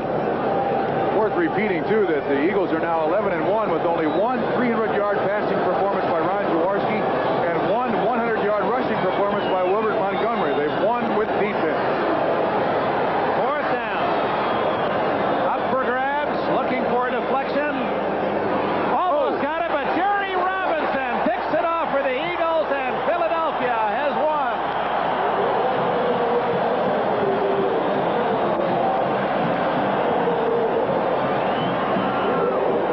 The Eagles have won 8 in a row as they defeat the Oakland Raiders 10-7. The Raiders' victory string is snapped at 6. That's a fitting climax, too, Dick. As good a game as Jerry Robinson played all day, that he should end up with the interception that finally stops the Oakland Raiders' 6-game winning streak. So Philadelphia 11-1, leading the Cowboys by 2 and a 2-team race in the Eastern Division race. Meanwhile, we understand that the Jets-Oilers game is not finished yet. We'll be going live there to you. So stay right here on NBC. Had a wild one as the Jets had a 21-0 lead, and the Oilers came back to tie with 3 touchdowns, only to find the Jets going ahead on a late 4th quarter touchdown. And we're going to be switching to Shea Stadium shortly. Dick Enberg, Bob Trumpy in Philadelphia. We hope you've enjoyed this one. The Eagles defense is enough to win it. Philadelphia 10, the Raiders 7. Now to New York. Thanks, Marv. We're down here with more Jet fans. Mr. Michaels and his club have found a way to be 2-9, and it looks tough now. Yeah, it looks very tough. How about Michaels' job? Well, it looked tough for Jimmy Carter, too, but we pulled through. I think Michaels might have the same results as Jimmy Carter. Jet fans love to be on TV, Marv. Back up to you in the booth for the next play. Yes, I noticed. 3rd and 2 at the 37. Off the draw. First down picked up by Tim Wilson. Stan Blinka making the stop. The New York Jets with a 21-0 lead going into this 4th quarter. And it looked to be very, very dim for the Houston Oilers, particularly without Earl Campbell on the sideline with that bruised knee. But Ken Stabler able to bring the Oilers right back to tie the game at 21, capping it off with the long bomb to former Jet Richard Castor. However, the Jets bouncing back off the 45-yard touchdown pass play to Bruce Harper. Here's Barber. Barber down to the 20. And he has the first down. Greg Buddle making the stop. 2 minutes and 20 seconds remaining in this 4th quarter. And the Oilers with a steady march. They have a first down at the Jet 19-yard line, and Ken Stabler is now 31 for 49 for 362 yards. An exciting day of football here on NBC. Here in Philadelphia's Veterans Stadium, the Eagles have beaten the Raiders 10-7. A final comment, Bob. This was the clinching touchdown by Wilbert Montgomery after an 8-play drive that put them ahead 9-7. They made the extra point 10-7. What a defensive struggle. Now, Philadelphia has won 8 in a row and have lost only 1 of 12 games this year. And, of course, that Houston Jets game is not over. The Oilers are driving to possibly tie it and force it into overtime. We'll continue to update that game live, so stay tuned for the Budweiser NFL Report.